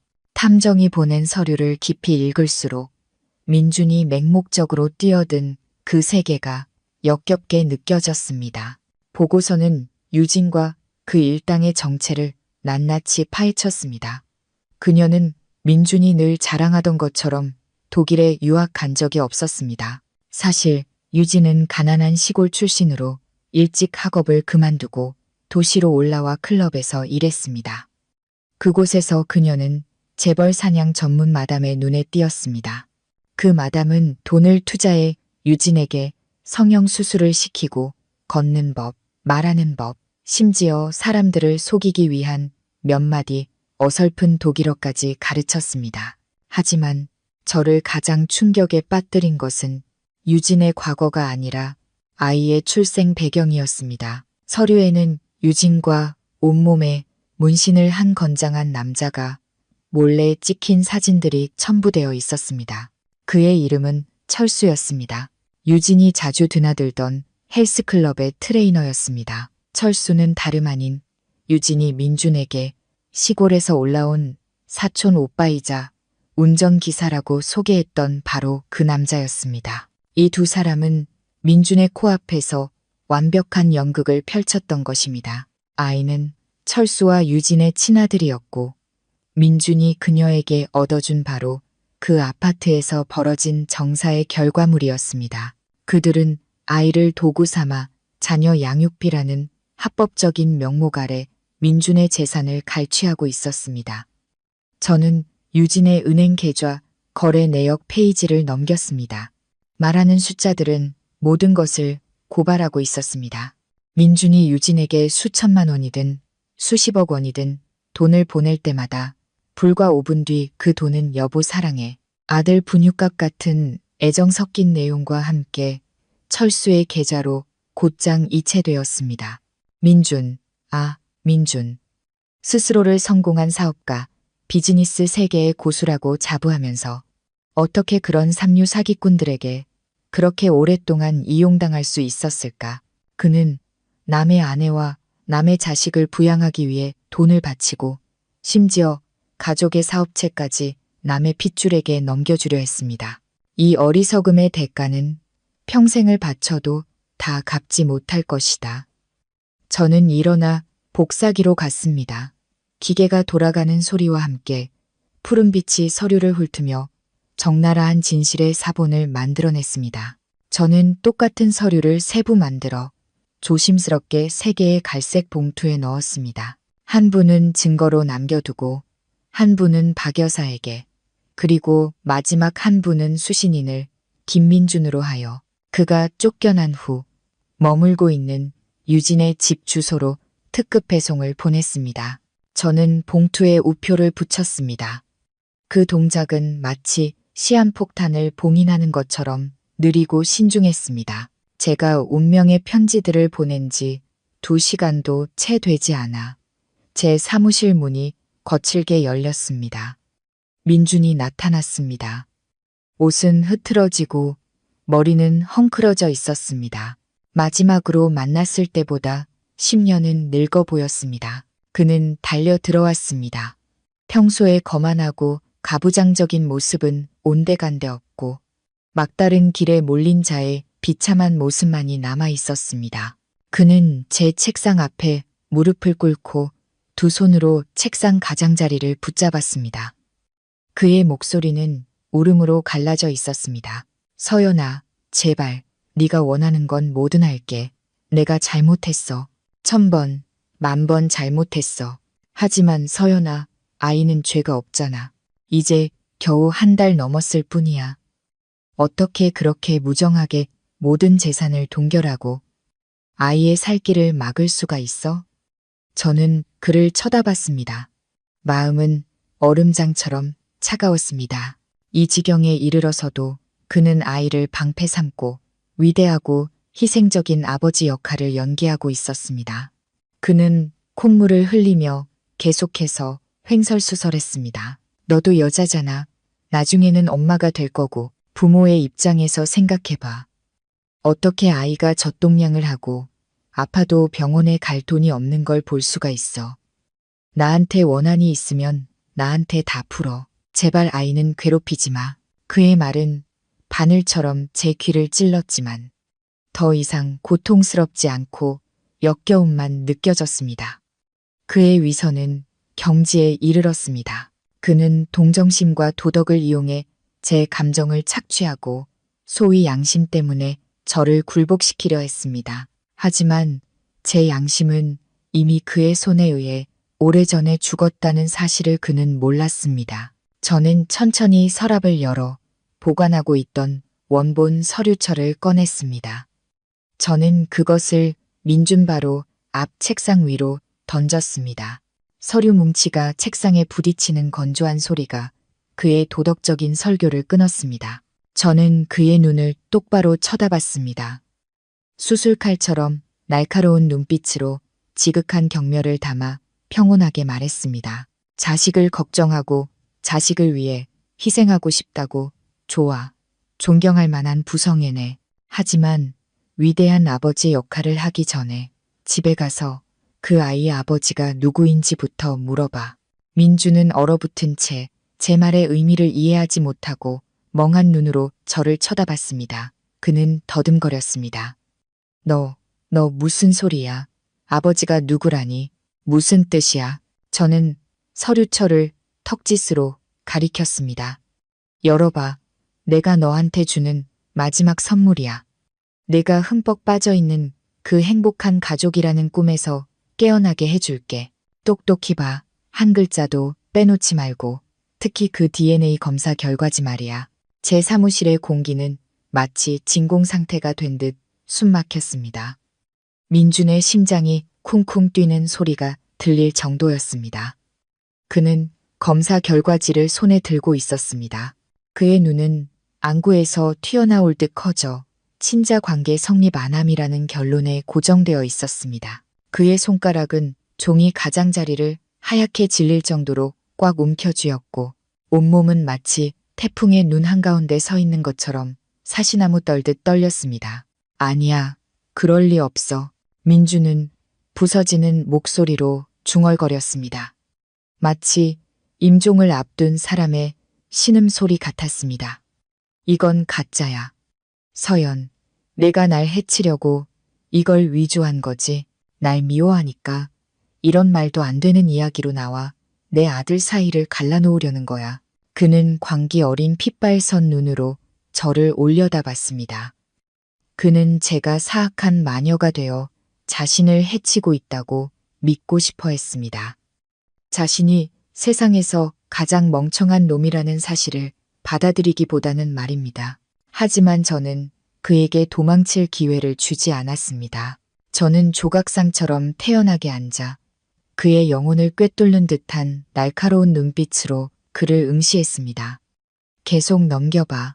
저는 가볍지만 잔인한 목소리로 말했습니다. 뒷장까지 다 보고 나서 누가 거짓말을 하는지 결론 내리라고. 민주는 떨리는 손으로 다음 장을 넘겼습니다. 유진의 상세한 은행 거래 내역서였습니다. 그의 눈앞에서 춤추는 숫자들은 적나라하고 고통스러운 진실을 고발하고 있었습니다. 15일, 민주는 유진에게 아기 용품 구매 명목으로 5억 원을 이체했다. 16일, 유진은 강아지 사료값이라는 내용으로 김철수라는 사람의 계좌로 4억 5천만 원을 이체했다. 그렇게 한 장, 한 장, 한 줄, 한 줄의 숫자들이 선명하게 드러났습니다. 민준이 회사 돈을 빼돌리고 가산을 탕진하며 유진에게 바쳤던 차값, 집값, 생활비가 결국 모두 철수라는 남자의 주머니로 흘러 들어갔던 것입니다. 그리고 서류철의 마지막 사진은 가장 잔혹한 결정타였습니다. 유진과 문신을 한 건장한 헬스 트레이너 철수가 다정하게 껴안고 있었습니다. 철수의 팔에는 민준이 매일 밤 장손이라 부르며 애지중지하던 아기가 안겨 있었습니다. 아, 민준은 하늘을 향해 목을 젖히고 덫에 걸린 상처 입은 짐승의 울음소리처럼 소름 끼치는 비명을 질렀습니다. 그는 손에 든 서류철을 구겨 바닥에 내동댕이 쳤습니다. 그의 세계관이 완전히 무너졌습니다. 남자의 자존심, 사업가의 긍지, 혈통에 대한 자부심, 모든 것이 순식간에 잿더미가 되었습니다. 알고 보니 그는 정부를 거느리는 권력 있는 남자가 아니라 마지막 한 방울까지 착취당한 멍청한 젖소에 불과했던 것입니다. 그는 고난을 함께했던 조강지철을 배신하고 다른 남자의 아내와 자식을 위해 헌신했습니다. 그는 양심을 팔고 부모님의 사업체까지 팔아넘겨 머리에 거대한 뿔이 돋아나는 것을 얻었습니다. 이 빌어먹을 것들 죽여버릴 거야. 내가 다 죽여버릴 거라고. 민주는 고통과 증오로 일그러진 얼굴로 눈물 콧물을 흘리며 울부짖었습니다. 나중에 경찰의 현장 조사 기록을 읽고 나서야 저는 민준이 유진에게 사준 고급 아파트에서 벌어졌던 끔찍한 광경을 온전히 상상할 수 있었습니다. 그날 오후 민준은 이성을 잃은 사람처럼 차를 몰았습니다. 신호를 위반하고 붐비는 차들 사이를 고개 운전하며 그가 한때 애지중지했던 보금자리를 향해 돌진했습니다. 분노는 그를 자신을 속인 자들을 갈기갈기 찢어버리고 싶은 악마로 만들었습니다. 민준이 아파트 문을 박차고 들어갔을 때 유진은 침실에서 여유롭게 마스크팩을 하고 명품 가방들을 여행 가방에 챙겨 넣고 있었습니다. 그녀는 돈을 충분히 챙긴 후 정부와 함께 멀리 도망갈 준비를 하고 있었던 것 같습니다. 살기등등한 모습으로 나타난 민준을 보고 유진은 깜짝 놀라 비싼 립스틱을 바닥에 떨어뜨렸습니다. 민준 씨? 이 시간에 어떻게? 놀랐잖아요. 유진은 억지 미소를 지으며 애교 많은 작은 정부 역할을 계속하려 했습니다. 하지만 민준은 말없이 달려들어 유진의 머리채를 잡고 거실로 질질 끌고 나왔습니다. 하늘이 무너지는 듯한 따귀가 유진의 얼굴에 날아갔고 그녀는 비싼 이탈리아제 소파 위로 쓰러졌습니다. 그녀의 입가에서 피가 흘러나와 마스크팩과 섞여 처참하고 흉한 모습을 만들어냈습니다. 이 쌍년, 날 속였어? 감히 다른 놈 새끼를 내 자식이라고 속여? 민주는 서류 뭉치와 사진들을 유진의 얼굴에 던졌습니다. 종이들이 낙엽처럼 흩날리며 그녀의 몸 위를 덮었습니다. 유진은 자신과 철수가 찍힌 사진들, DNA 검사 결과지를 보고 연극이 끝났음을 알았습니다. 처음의 두려움은 금세 사라지고 그 자리에는 시장 바닥 여자 같은 뻔뻔하고 악랄한 본 모습이 드러났습니다. 그녀는 입가에 피를 닦고 벌떡 일어났습니다. 평소에 청순가련한 모습은 온데간데 없었습니다. 그래, 내가 너 속였다. 어쩔 건데? 유진은 날카롭고 악에 받친 목소리로 소리쳤습니다. 내 꼴 좀 봐. 멍청하고 가부장적이기까지 하지. 내 돈 아니었으면 너처럼 성기능 장애에 마마보이인 남자한테는 눈길도 안 줬어. 내 돈으로 내 아들 키우고 내 남편 먹여 살린 거야. 그게 바로 내 무지함에 대한 대가라고. 민주는 숨이 태섰습니다. 어제까지만 해도 여보, 자기야 하며 달콤하게 속삭이던 애인이 오늘 독사처럼 본색을 드러낼 줄은 꿈에도 몰랐습니다. 뭐, 어쩔 건데, 네가 누군 줄 알아? 이제 넌 빈털터리의 빚더미에 앉았고 그 시골뜨기 마누라도 널 버렸잖아. 넌 실패자야. 유진은 광기 어린 웃음을 터뜨렸습니다. 그녀의 말은 피 흘리는 민준의 상처에 소금을 뿌리는 것과 같았습니다. 더 이상 평정을 유지할 수 없었던 민준은 야수처럼 유진에게 달려들었습니다. 두 사람은 호화로운 거실 한복판에서 서로를 붙잡고 할퀴었습니다. 가구가 넘어지고 깨지는 소리, 추잡한 욕설이 난무했습니다. 유진도 만만치 않았습니다. 그녀는 벗어나기 위해 민준을 핥히고 물어뜯었습니다. 난투극이 절정에 달했을 때 민준이 부숴버린 아파트 문이 다시 한번 활짝 열렸습니다. 박 여사가 나타났습니다. 그녀 역시 제가 보낸 서류를 받고 아들처럼 모든 것이 오해이기를, 제가 꾸며낸 이야기이기를 바라는 희미한 희망을 품고 이곳으로 달려왔습니다. 하지만 눈앞의 광경은 그 탐욕스러운 여자의 마지막 희망마저 산산조각냈습니다. 그녀는 아들이 피투성이가 된 채 귀한 며느리와 바닥에서 뒹굴고 있는 것을 보았습니다. 그녀는 악독한 욕설을 들었고 유진이 직접 그녀가 밤낮으로 그리워하던 장손이 사실은 사기꾼의 자식이며 돈을 뜯어내기 위한 도구에 불과했다는 것을 인정하는 것을 들었습니다. 그만해. 세상에 이 집안은 무슨 업을 지었길래. 박 여사는 찢어지는 비명을 지르며 비싼 핸드백을 바닥에 떨어뜨렸습니다. 비명 소리에 민준과 유진은 멈칫하며 서로를 놓았습니다. 유진은 머리가 헝클어지고 옷이 찢어진 채 도전적인 눈빛으로 박 여사를 쳐다봤습니다. 오셨네요. 똑똑히 보세요. 당신 장손이요. 당신도 당신 아들만큼이나 멍청해.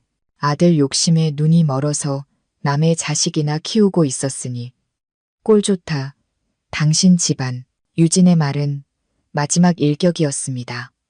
이미 위태로웠던 박 여사의 정신을 완전히 무너뜨렸습니다. 그녀는 비틀거리며 양손으로 머리를 감쌌고 입은 벌어졌지만 말이 나오지 않았습니다. 평생을 계산하고 며느리를 억압하고 명문가의 체면을 위해 애썼는데 결국 돌아온 것이 이 처참한 굴욕이란 말인가? 박 여사의 눈빛이 갑자기 초점을 잃고 허공을 헤매다 텅 빈 아기 침대가 놓인 방구석에서 멈췄습니다. 절망의 혼미 속에서 그녀는 더 이상 잔혹한 현실을 보지 않았습니다. 그녀는 환영, 부서진 영혼을 위한 탈출구를 보았습니다. 그녀는 비틀거리며 다가가 근처에 뒹굴던 곰인형 쿠션을 집어들었습니다. 그녀는 그것을 깨지기 쉬운 달걀처럼 소중하게 품에 안았습니다. 고통으로 일그러졌던 주름진 얼굴이 갑자기 풀리며 소름 끼치도록 순진하고 온화한 미소를 지었습니다. 내 손주, 우리 장손 여기 있었네. 박 여사는 속삭이며 쿠션을 가볍게 토닥이고 살살 흔들었습니다. 착하지. 할머니가 사랑해. 네, 엄마 아빠는 나쁜 사람들이라 할머니가 다 쫓아냈어. 이제 할머니랑 같이 살자. 할머니가 자장가 불러줄게. 그녀는 노래를 부르기 시작했습니다. 갈라지고 떨리는 목소리가 폐허가 된 방 안에 울려 퍼졌습니다. 자장자장, 우리 아가. 민주는 어머니를 보며 얼어붙었습니다. 얼굴에 긁힌 상처에서 흐르는 피가 짜게 느껴졌습니다. 그는 나지막이 어머니라고 불렀지만 박 여사는 듣지 못했습니다. 그녀는 이미 자신만의 세계에 빠져 있었습니다. 그곳에서는 장손이 여전히 존재했고 그녀는 여전히 권위 있고 행복한 할머니였습니다. 고통스럽게도 그 광기야말로 그녀가 찾을 수 있는 유일한 평온이었습니다. 아파트 단지 아래에서 경찰차와 구급차의 사이렌 소리가 울려 퍼져 해질녘에 숨막히는 공기를 갈랐습니다. 싸우는 소리와 비명 소리를 들은 이웃들이 신고한 것이었습니다. 경찰이 아파트로 들이닥쳤을 때 눈앞에 펼쳐진 혼란스러운 광경은 모두를 소름 돋게 만들었습니다. 생존 본능이 강한 유진은 즉시 바닥에 주저앉아 울부짖으며 몸에 난 멍자국을 가리키며 민준이 자신을 폭행하고 죽이려 했다고 고발했습니다. 그녀는 몇 분 전까지만 해도 드러났던 사기꾼의 본 모습을 감추고 완벽하게 피해자 역할을 연기했습니다. 민준은 변명할 생각도 저항할 생각도 없었습니다. 그는 두 팔을 늘어뜨린 채 넋 나간 눈으로 어머니를 바라볼 뿐이었습니다. 경찰 2명이 다가와 긴급 체포 영장을 낭독하고 민준의 손에 차가운 수갑을 채웠습니다. 금속이 부딪히며 철컥하는 건조하고 단호한 소리가 울렸습니다. 젊고 유능했지만 길을 잘못 든 한 사장의 인생이 끝나는 소리였습니다. 민준은 고개를 숙인 채 무거운 발걸음을 옮겨 문 밖으로 나섰습니다. 자신의 인생의 폐허를 등 뒤로 한 채 하지만 비극은 거기서 끝나지 않았습니다. 방구석에서는 의료진이 박 여사에게 접근하려 애쓰고 있었습니다. 그녀는 여전히 바닥에 주저앉아 먼지투성이 쿠션을 품에 꼭 껴안고 자장가를 중얼거리고 있었습니다. 한 간호사가 그녀를 일으키려고 어깨에 부드럽게 손을 대자 박 여사는 갑자기 격렬하게 반응했습니다. 내 손주한테 손대지 마. 저리 가. 이 도둑놈들아. 그녀는 흉포한 눈빛으로 소리쳤습니다. 그녀는 발버둥 치고 할퀴었으며 심지어 입을 벌려 간호사의 손을 세게 물어 피가 흐르게 했습니다. 그녀의 눈에는 이제 주위의 모든 사람이 그녀의 마지막 남은 희망인 장손을 빼앗으려는 음모를 꾸미는 자들로 보였습니다. 의료진은 결국 강경한 수단을 쓸 수밖에 없었습니다. 그들은 진정제를 주사하고 붕대로 그녀를 들것에 고정했습니다. 엘리베이터 문 앞에서 끌려가던 민주는 고개를 돌려 뒤를 보았습니다. 평생 강철 같고 불호령을 내리며 모든 것을 통제하려 했던 그의 어머니가 이제는 구급들 것에 묶여 있었습니다. 머리는 헝클어지고 옷은 흐트러졌으며 입에는 거품을 물었지만 여전히 희미하게 손주의 이름을 부르고 있었습니다. 그 후 며칠 동안 고급 아파트 단지에서 발생한 상해 사건에 대한 뉴스가 신문지면을 도배했습니다. 하지만 제게는 그저 휴대폰 화면을 스쳐 지나가는 무의미한 소식일 뿐이었습니다. 나중에 김 변호사가 구치소에서 민준을 만났던 이야기를 해주었습니다. 그는 그 만남을 한 인간의 몰락에 대한 잊을 수 없는 기억이라고 묘사했습니다. 민준은 두꺼운 유리와 차가운 쇠창살로 세상과 격리된 접견실에 앉아 있었습니다. 한때 깔끔하게 빗어 넘겼던 머리는 삭발되어 푸르스름한 두상이 드러나 있었습니다. 그는 헐렁한 줄무늬 수의를 입고 있었고 잠을 못 자 개하게 들어간 두 눈은 패했습니다. 불과 몇 주 만에 그는 10년은 늙어 보였습니다. 마치 시간과 죄책감의 뼈까지 깎인 듯 했습니다. 김 변호사가 자리에 앉았을 때 민주는 어머니의 안부도 회사의 상황도 묻지 않았습니다. 그가 내뱉은 첫 마디는 증오로 가득 찬 거친 목소리였습니다. 고소해줘요. 김 변호사님이 그 유진이라는 년 고소해서 죽여버리게 해줘요. 단 한 푼도 남김없이 다 토해내게 만들고 싶어. 감옥에서 썩어서 사는 게 죽는 것보다 못하게 만들고 싶다고. 그는 체포될 때부터 손에 쥐고 있던 구겨진 종이들을 떨리는 손으로 꺼냈습니다. 그것은 제가 그에게 보냈던 은행 거래 내역서, 송금 증거들이었습니다. 아이러니하게도 제가 그의 횡령 혐의를 입증하기 위해 준비했던 무기가 이제는 그가 애인을 공격하기 위해 매달리는 유일한 구명줄이 된 것이었습니다. 이것 좀 보세요. 내 돈, 내 피땀이라고요. 민주는 핏발선 눈으로 테이블을 세게 두드렸습니다. 저녀는 사기꾼이야. 내 돈을 뜯어내려고 애를 가졌다고 연극을 한 거라고. 내가 고발할 거야. 내가 산 증인이 돼서 전현을 감옥에 쳐넣을 거라고. 서연이한테 전해줘요. 서연이한테 내가 잘못했다고 제발 증거 좀 더 달라고 전해줘요. 김 변호사는 연민과 경멸이 섞인 눈으로 그를 바라봤습니다. 한때 모든 것을 가졌던 남자, 화목한 가정과 탄탄한 경력을 가졌던 남자가 이제는 마지막 남은 돈 몇 푼을 되찾기 위해 한때 사랑했던 여자를 물어뜯으려는 광기에 사로잡혀 있었습니다. 그의 비열함과 잔인함이 이제야말로 적나라하고 무섭게 드러난 것이었습니다. 그는 자식을 잃은 슬픔 때문이 아니었습니다. 돈을 잃었기에 고통스러워했습니다. 저를 배신한 것을 후회하는 것이 아니었습니다. 잘못된 곳에 투자한 것을 후회했습니다. 민준의 세계에서 감정은 결코 영원한 것이 아니었습니다. 오직 이익만이 유일한 척도였습니다. 그리고 그 이익이 침해당했을 때 그는 수단과 방법을 가리지 않고 한때 나눴던 정 따위는 무시한 채 그것을 되찾기 위해 악마로 변할 준비가 되어 있었습니다. 민준과 유진의 소송은 신속하지만 시끄럽게 진행되었고 한동안 도시 전체의 가십거리가 되었습니다. 제가 수집한 자금 흐름과 사기 행위에 대한 명백한 증거, 그리고 증오에 찬 민준의 증언으로 유진은 빠져나갈 길이 없었습니다. 법원은 그녀에게 사기 및 재산 편취 혐의로 유죄를 선고했습니다. 편취한 금액 전액을 반환하고 징역형을 선고받았습니다. 하지만 유진의 진정한 비극은 법의 심판이 아니라 그녀가 발을 들였던 지하 세계의 비정한 법칙에 있었습니다.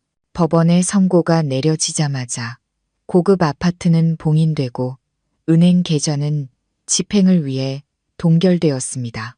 유진은 공식적으로 빈털터리가 되었습니다. 그녀는 빈손으로 아파트에서 쫓겨나 자신의 비참했던 출발점으로 되돌아갔습니다. 유진이 법원 앞에서 망연자실하게 서 있을 때 낡은 오토바이 한 대가 다가왔습니다.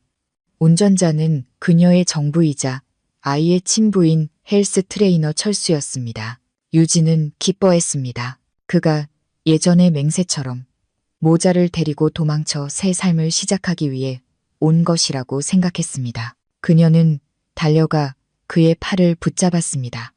철수 씨, 와줘서 다행이야. 어서 가자. 어디든 좋아. 이 지긋지긋한 곳만 떠나면 돼. 하지만 철수는 유진의 손을 거칠게 뿌리쳤습니다. 그의 눈빛은 낯선 사람을 보듯 차가웠습니다. 그는 유진의 품에서 잠든 아이를 낚아채 오토바이에 태웠습니다. 유진은 경악하며 소리쳤습니다. 지금 뭐 하는 거야? 애 줘. 애 데리고 어디 가려고. 애는 우리 엄마한테 맡겨서 키울 거야. 철수는 시동을 걸었습니다. 오토바이 엔진 소리가 유진의 울음소리를 삼켰습니다. 너는 이제 빚쟁이의 수배자 신세야. 너 따라다니면 우리 부자만 고생이야. 네가 번 돈도 다 몰수됐잖아. 쓸모없는 여자 먹여 살릴 여유 없어. 뭐라고? 내가 한 모든 게 다 당신이랑 우리 아들을 위해서였는데. 유진은 울부짖으며 오토바이 뒤에 매달리려 했지만 철수에게 발로 차여 길바닥에 나뒹굴었습니다. 나를 위해서? 내 탐욕을 위해서겠지. 철수는 경멸에 찬 얼굴로 바닥에 침을 뱉었습니다. 자기 남편까지 속이는 여자를 누가 믿고 평생을 함께하겠어? 애는 내가 키워줄 테니 내 몸은 네가 알아서 해. 오토바이는 쏜살같이 사라졌습니다. 뜨거운 아스팔트 바닥에 쓰러진 유진만을 남겨둔 채 그녀는 절망 속에서 아이의 이름을 외쳤지만 돌아오는 것은 시끄러운 경적 소리와 행인들의 경멸 어린 시선뿐이었습니다. 돈도 사랑도, 심지어 돈벌이 수단으로 삼았던 아이까지 모두 잃었습니다. 유진은 모든 것을 잃었습니다. 남자에게 기대어 미모와 수단으로 이득을 취하며 살았던 대가는 결국 지독한 외로움과 처참한 굴욕뿐이었습니다. 올겨울은 예년보다 일찍 찾아왔습니다. 북서풍이 몰고 온 칼날 같은 추위가 번화한 도시의 골목 구석구석을 파고들었습니다. 저는 따뜻한 차 안에서 도시에서 가장 붐비는 사거리의 신호 대기를 하고 있었습니다.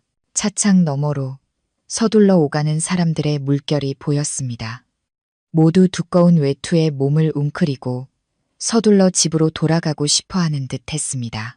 제 시선은 우연히 거대한 LED 광고판 아래 보도블록 한 구석에 멈췄습니다. 그곳에는 낡고 해진 얇은 스웨터 차림의 깡마른 여자가 웅크리고 앉아 떨리는 무릎을 감싸 안고 있었습니다.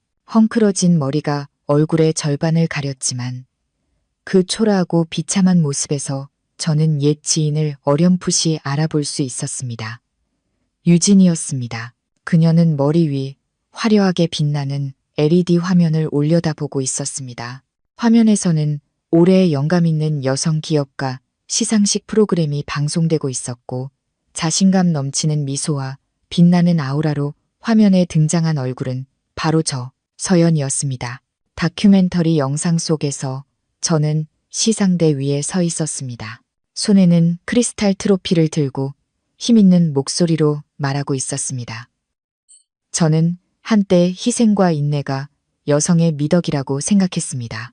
하지만 인생은 제게 여자는 무엇보다 먼저 자기 자신이 되어야 하며 독립적이고 주체적이어야 한다고 가르쳐 주었습니다. 결코 자신을 다른 사람의 그림자로 만들지 마십시오. 불이 꺼지면 그림자도 사라지니까요. 스스로 빛을 내십시오. 유진은 차가운 보도블록에 앉아 높은 곳에 있는 제 모습을 뚫어지게 쳐다봤습니다. 진한 눈에는 눈물이 그렁그렁했습니다. 두 모습은 극명하게 대조적이었습니다. 한 사람은 명예의 정점에 서서 세상의 존경을 받고 다른 한 사람은 사회의 밑바닥으로 추락해 세상의 경멸을 받았습니다. 이제 저와 그녀 사이의 거리는 단지 스크린 하나가 아니라 인격과 선택이라는 하늘과 땅 차이였습니다. 그녀는 무릎에 고개를 파묻었습니다. 어깨가 가늘게 떨렸습니다. 후회 때문에 우는 것인지 잘못된 계산에 대한 미련 때문에 우는 것인지 알 수 없었습니다. 아마도 그녀는 깨달았을 겁니다. 아름다움은 시들고 수단은 드러나며 오직 자신의 진정한 가치만이 영원히 남는다는 것을요. 신호등이 녹색으로 바뀌었습니다. 저는 가볍게 엑셀을 밟았습니다. 차는 부드럽게 미끄러져 나가 차가운 거리와 그 불행한 사람을 뒤로 했습니다. 통쾌하지도 연민을 느끼지도 않았습니다. 모든 것은 인과응보의 필연적인 법칙처럼 일어났습니다. 뿌린 대로 거두는 법. 각자 자신의 인생의 선택에 대해 스스로 책임져야 합니다. 1년 후 국제공항은 사람들로 붐볐습니다. 여러 언어로 된 비행 안내 방송이 규칙적으로 울려 퍼졌습니다. 저는 비즈니스 클래스 라운지에 앉아 따뜻한 커피 잔을 가볍게 돌리며 햇살 가득한 활주로를 바라보고 있었습니다. 오늘 저는 청춘 시절부터 꿈꿔왔지만 한 번도 실행할 기회가 없었던 여행을 떠날 참이었습니다. 오로라를 보러 아이슬란드로 가는 여행. 옛날 아직 사랑하던 시절 제가 민준에게 북유럽 여행을 가자고 신나게 제안했던 기억이 났습니다. 그때 그는 손사래를 치며 미간을 찌푸렸습니다.